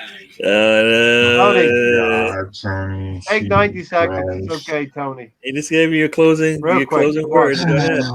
Okay, first start next year for our off season. We got to get a football director. I have no hope in Lego Man, but I know he's not going to get sacked. Hopefully we get a decent. There you go. Now you're learning. He won't get sacked. Hopefully we get a decent under 23 coach. It'd be nice to have Bergkamp in there, but who knows with a Swedish chef trying to take over the club. That'd be nice to see the sons of Arteta go bye-bye. I don't know who his new bastard sons are going to be. Probably don't want to know who they are. Probably know who. I just hope the sons are better. If we have a new set of sons of Arteta, they can be better players than the previous ones. Every generation should evolve and improve themselves. I think Rob Holding would probably be one of them, but other than that, I'm not sure who any of the other bastard sons of Arteta will be. And as Sam knows, and Gary said, Dennis Bergkamp maybe being involved lends credence to Danielek for me. I don't think Bergkamp would be involved in anything if it wasn't real. Alonso, you get the last word, Alonso. Oh, I got this. Tony got censored. Take it up with the administrator of this channel. Yeah, with the guy that cheated me when I said fucking City would win the league. All right, Alonso. So yeah, I mean, it'd be interesting to see what Arteta his own. It'd be interesting to see how Willock and or hopefully Mittenals come back to. It'd be kind of good to see Mittenals hopefully come back in the right position. Always wanted him to head midfields and being Party's partner, but if they're going to go that route, that'd be kind of cool to see. But I don't think Arteta has faith in Maitland Niles. And also, if he does come back, he'll want to play more often as well. So there's other option as well. What about Karen Gibbs? So I hope that whatever happens in the future, I hope it works out for Arteta.